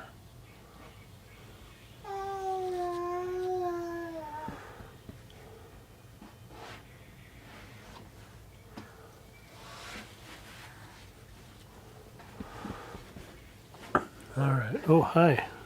Hi there, spinny girl.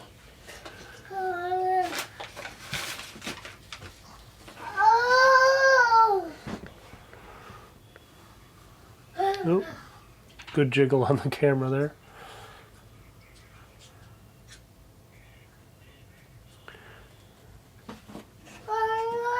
There we go.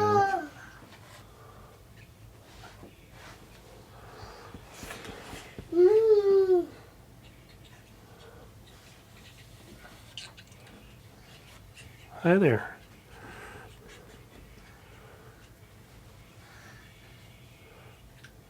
All right. So we're gonna say that's the bulk of our stems here.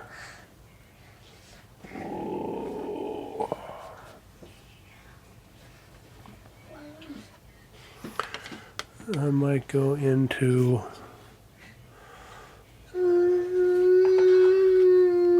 I really like this bristle angle brush. So I'm gonna go into the brown and just kind of flatten him out. Just add a couple more pieces here to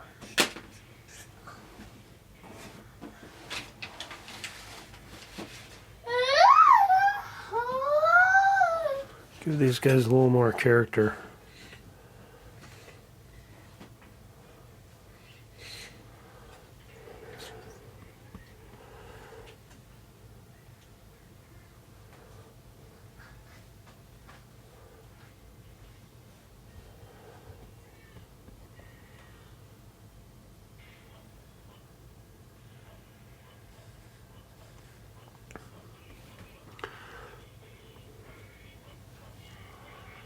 We're still rolling.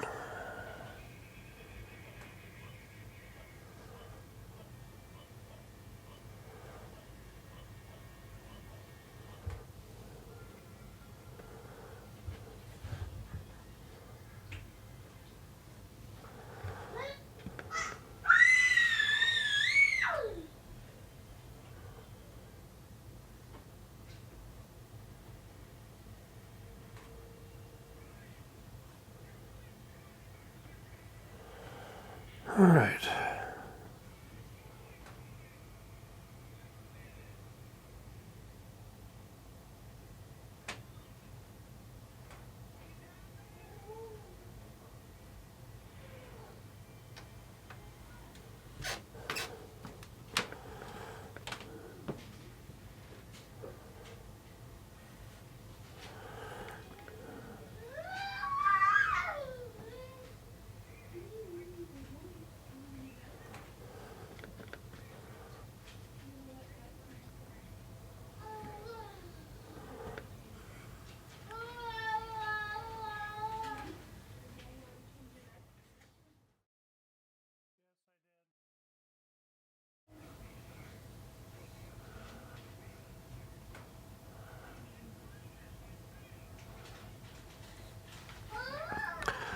I'm probably going a little over the top, but I always like to have, branches have a lot of, there's a lot to them, so. They're going to be my treetops. Those are all pretty dark, so I'm going to add a little highlight. So I'm going to go into the maybe yellow ochre, into the white. That might be a little too bright. See if we can darken that up just a hair. So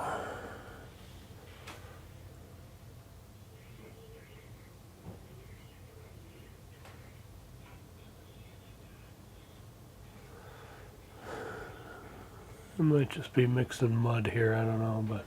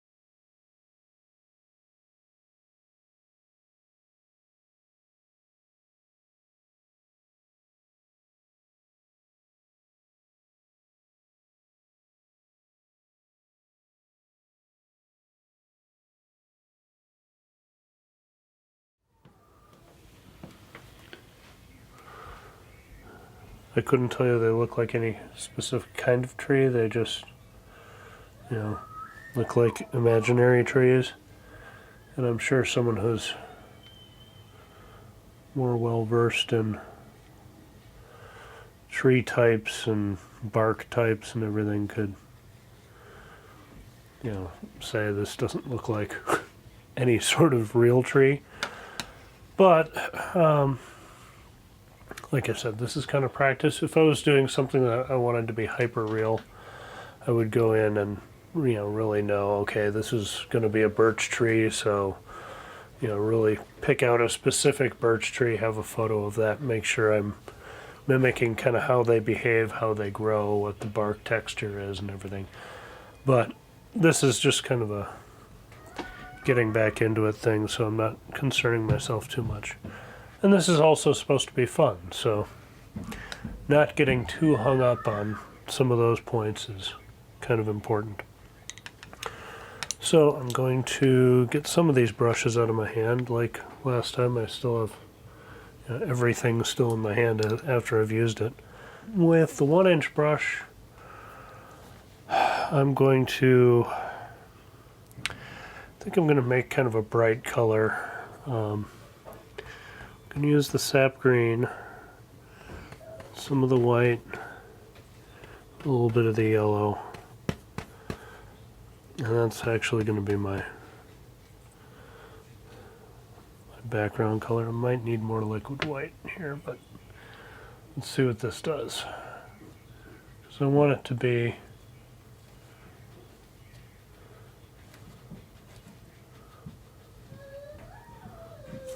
a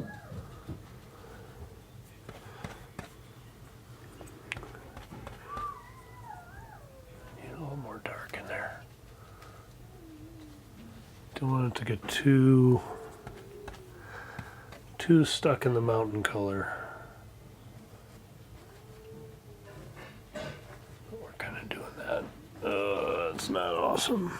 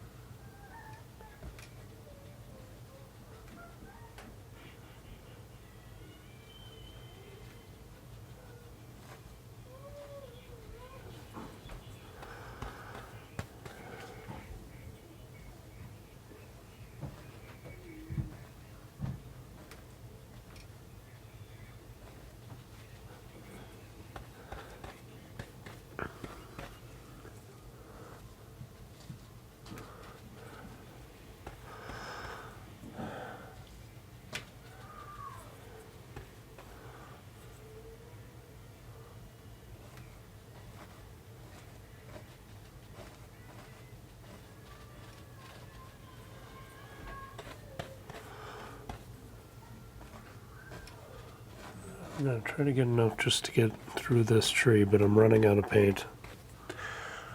So I need to reload.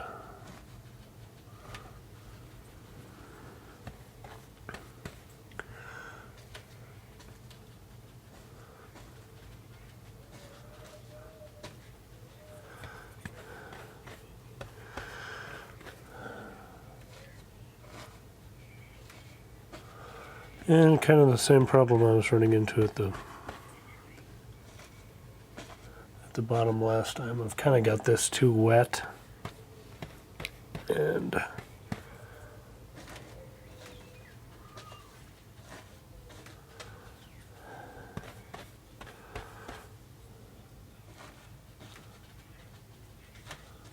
alright, so before I get too out of hand with that,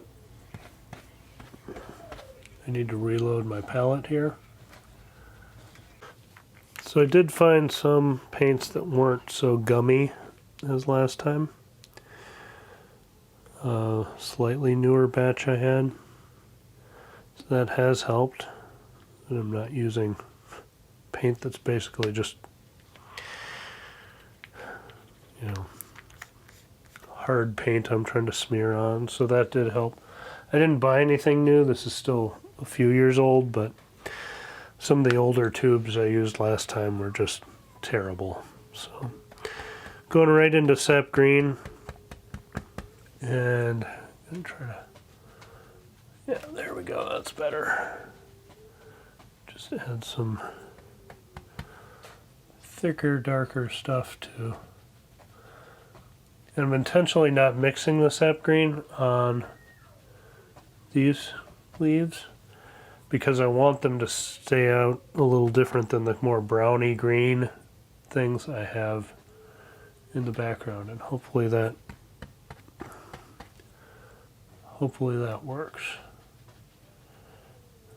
And I'm not just making a bunch of muddy stuff.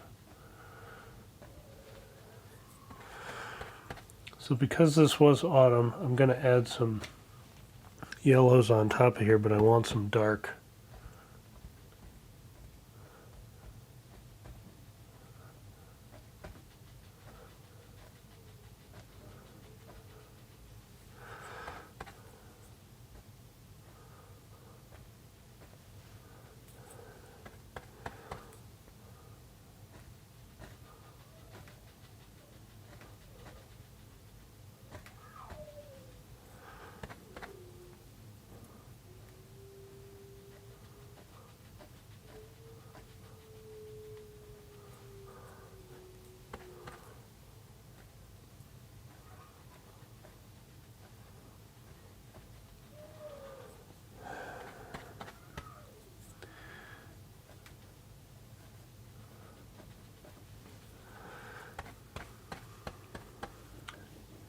it's really hard not to judge yourself as you're doing this stuff. I mean, you always want to kind of be trying to improve, but as I'm doing this, I have the voices of all my artist friends and my grandma and Bob in my head saying, "Oh no, not like that. No, oh, you didn't do this or you didn't do that, or that's not the right angle, or it's a bad brush stroke," and so you can get really crippled by that. And so I try to just kind of acknowledge that it's there, and yep, that wasn't the perfect brush stroke, and this isn't the greatest painting in the world. This isn't the Sistine Chapel or Mona Lisa, and just know that I'm trying to learn and get better, and you only do that by practicing. So, I think that was a big part of the last installment of this painting is, just get in there and do it and see what happens, and then, come back into it and try to make something out of what you've done. We've done something.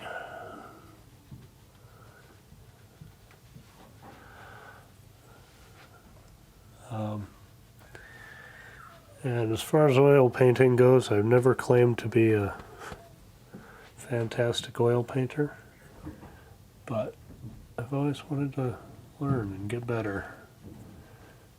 And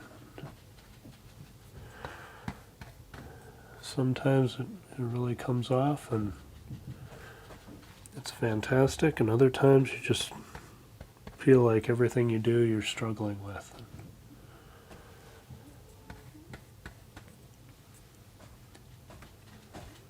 But you just got to keep plowing ahead and see where you end up.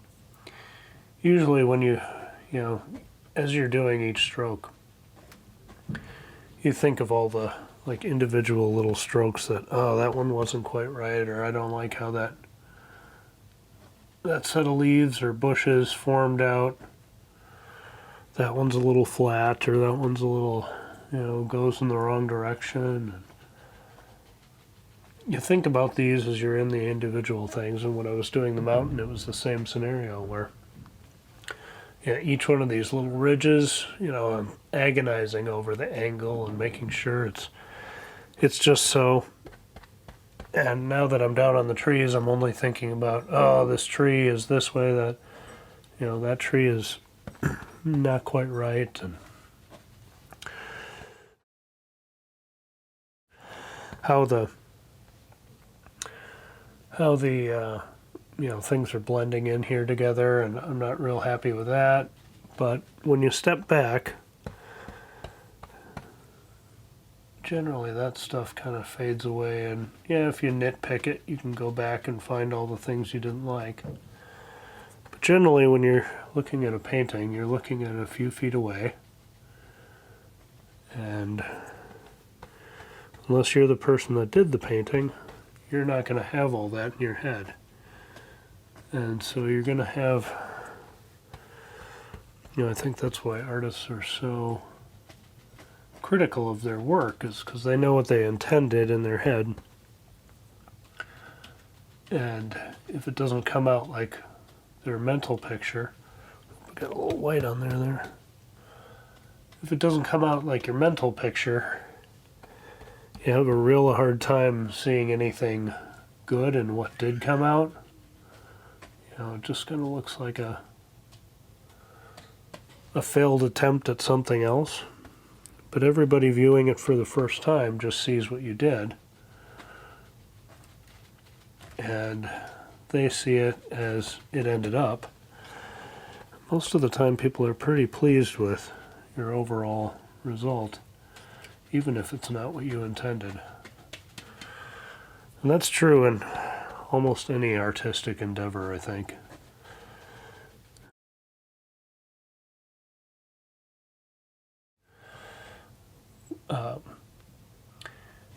Where you know what you thought it was going to be, and then it turned into something else, and is that new thing any good?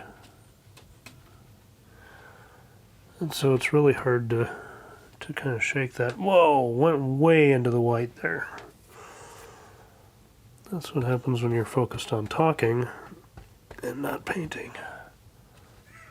So here again, just some more little guys down here. So, okay, so now that's kind of my background. Trees. Yeah, I want some over that. I want some green to kind of go over the branches a little bit so it doesn't look like they're just lines. You know, they should kind of pop in and out. I probably went over detail on that, but okay, so here we're going to try to highlight, and let's see how this works with the brush. But I might try, my grandma had to take, oh, lost a camera.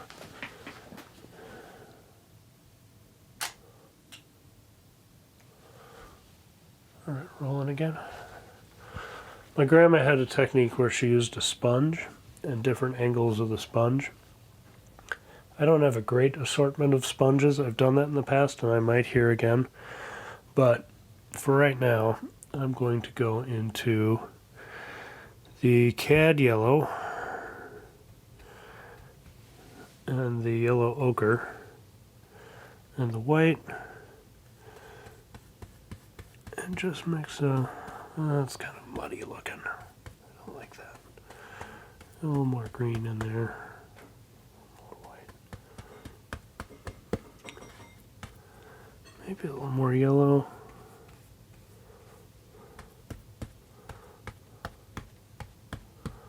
That's a little limey for sunset. I'm not super happy with that yet. This is where I kind of have to watch out because I can get into trouble by overdoing some of these highlight things.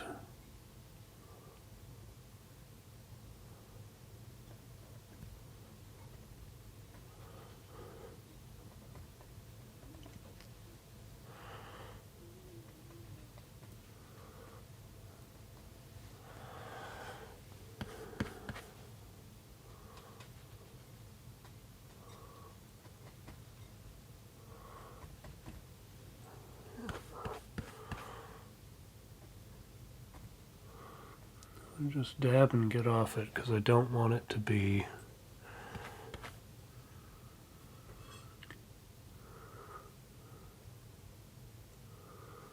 I want it to pop out from the background a little bit, but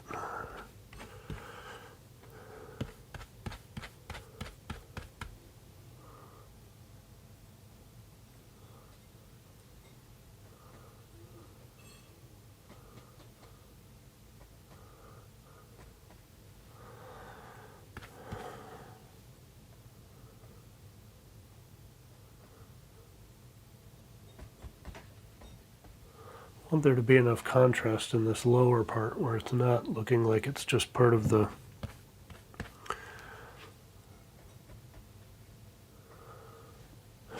yellow tree or the yellow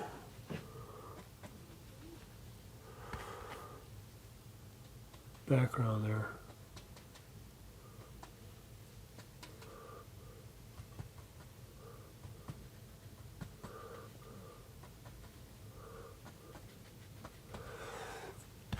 I also have a tendency to do the same motion like multiple times without turning the brush, or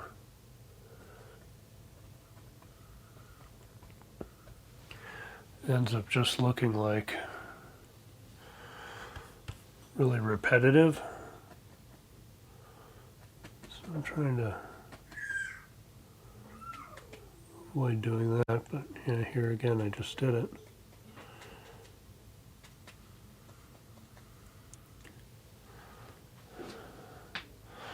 So this is where Bob talks a lot about contrast. And really my trunk should have been darker. And actually my background color, I probably almost should have done a black for the back sides of these trees.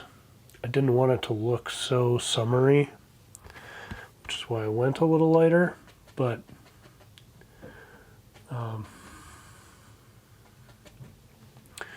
sometimes you just have to be really bold and do those dark colors, because I'm not real happy with how this is. You know, it just kind of blends into the background right now. So I might come back when this is dry and just darken in some of these little stem parts. Actually, maybe I'll do that. I might still be able to do that while it's light, or while it's wet.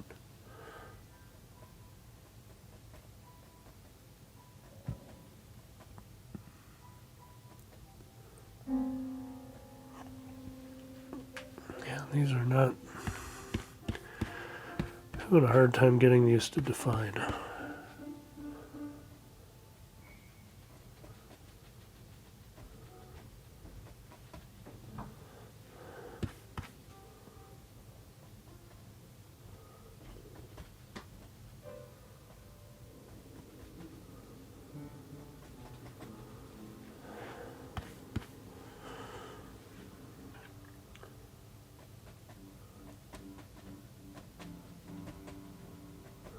Probably also could have done something more about having more of a distinct light source coming from this way to make the highlights that I'm putting on here make a little more sense. A little, what are we doing? Okay.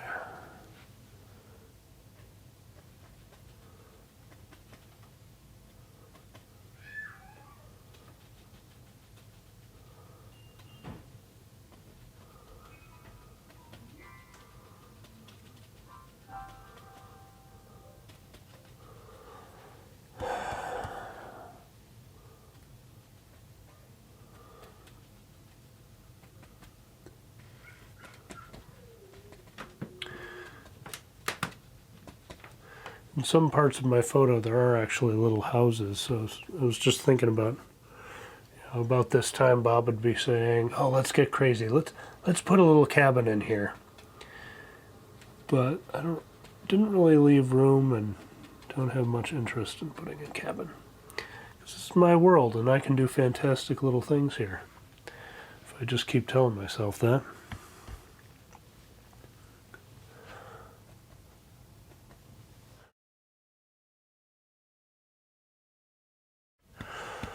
So, you know what?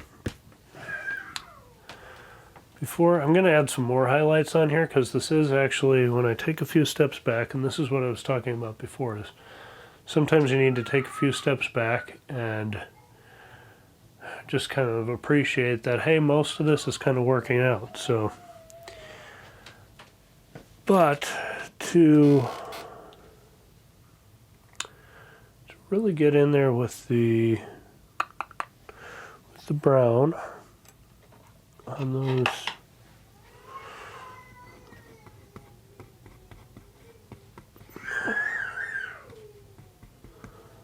I'm just going into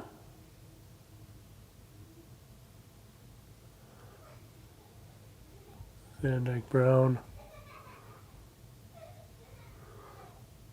and here again I'm just kind of touching on some of those things I made earlier, just to give it a little more contrast.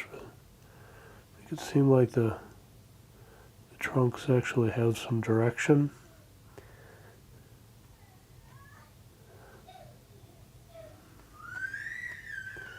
And maybe even a little texture.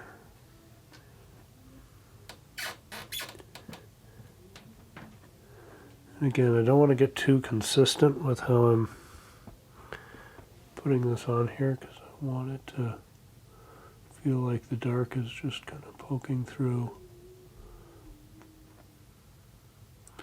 But I want it to have direction.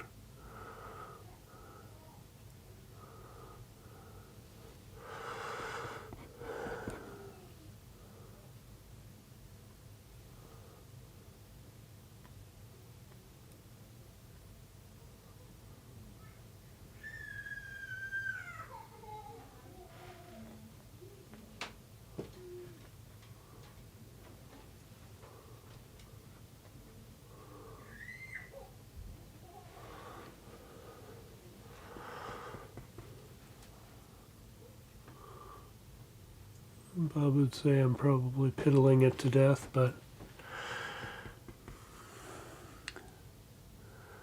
again, part of this is experimenting, and something you don't think is maybe going to work might be worth trying, because if it does, you might have taught yourself a new technique. So kind of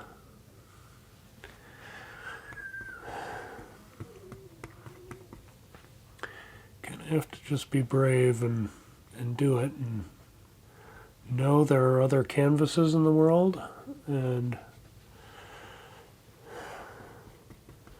worst case scenario, you can throw this in the garbage or paint over it, or really, when we compare this, speaking of that, we can compare this to where it was when we started yesterday. I am super happy with not necessarily this painting as, oh, this turned out perfectly, but the fact that we were able to fix it this much and make this much improvement on something that was already dry, I think is really encouraging. That you can go back and just keep tweaking and learning, and there's even been parts of this the second time where I've kind of changed my mind as we've been going along and made some differences.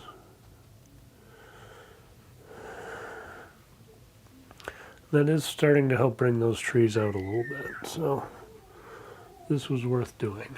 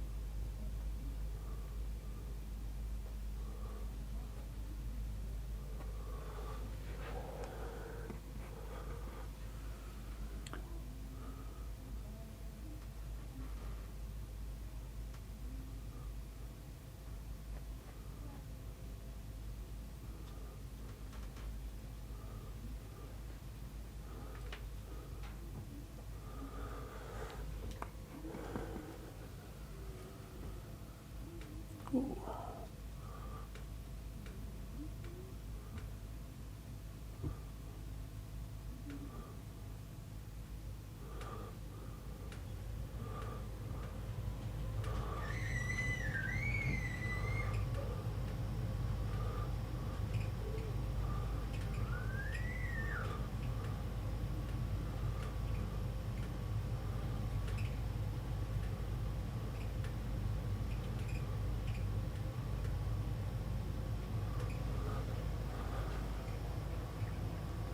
Alright, I'm pretty happy with how that's added some nice contrast to things.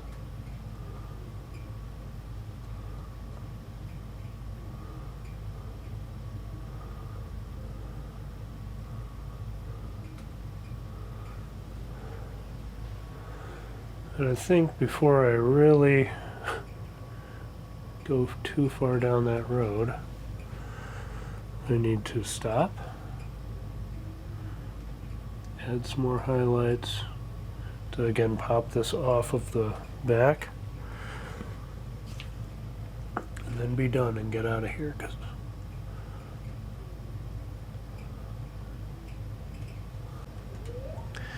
might go with a cad yellow on the white, just cad yellow and white.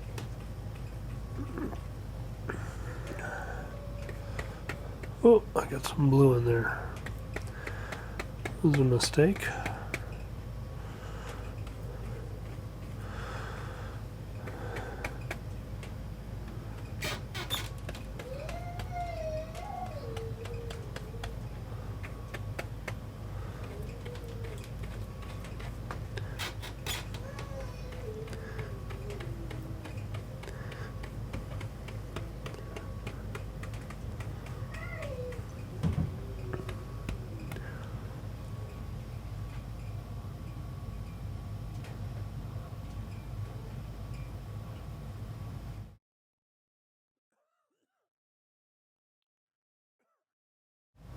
Excuse me. Okay. That was a bad idea. Thought I could get away with going into the yellow ochre, but what I'm doing is just making more of this general color. That is not going to work for us. So, wipe off part of my palette here and make a new mixing area. If you hear the screaming, that's not someone being murdered, that's my daughter. I'm kind of immune to the sound, but it might be coming through the microphone a little bit, so.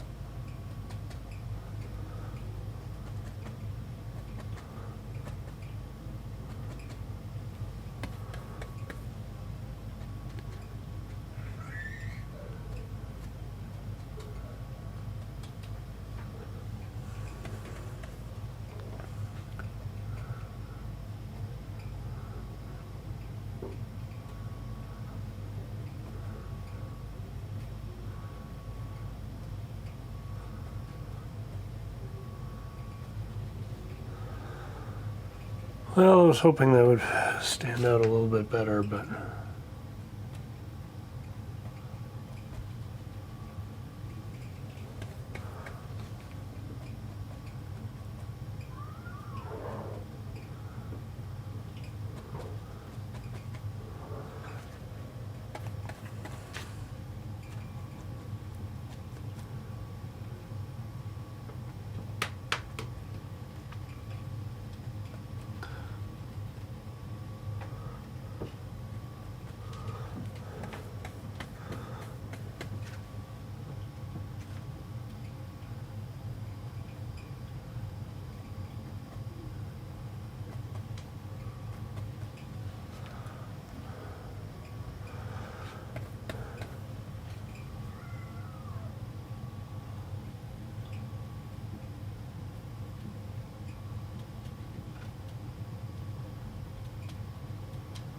there is. Okay, I think at this point I need to walk away from it. Maybe come back in a couple days. Maybe do.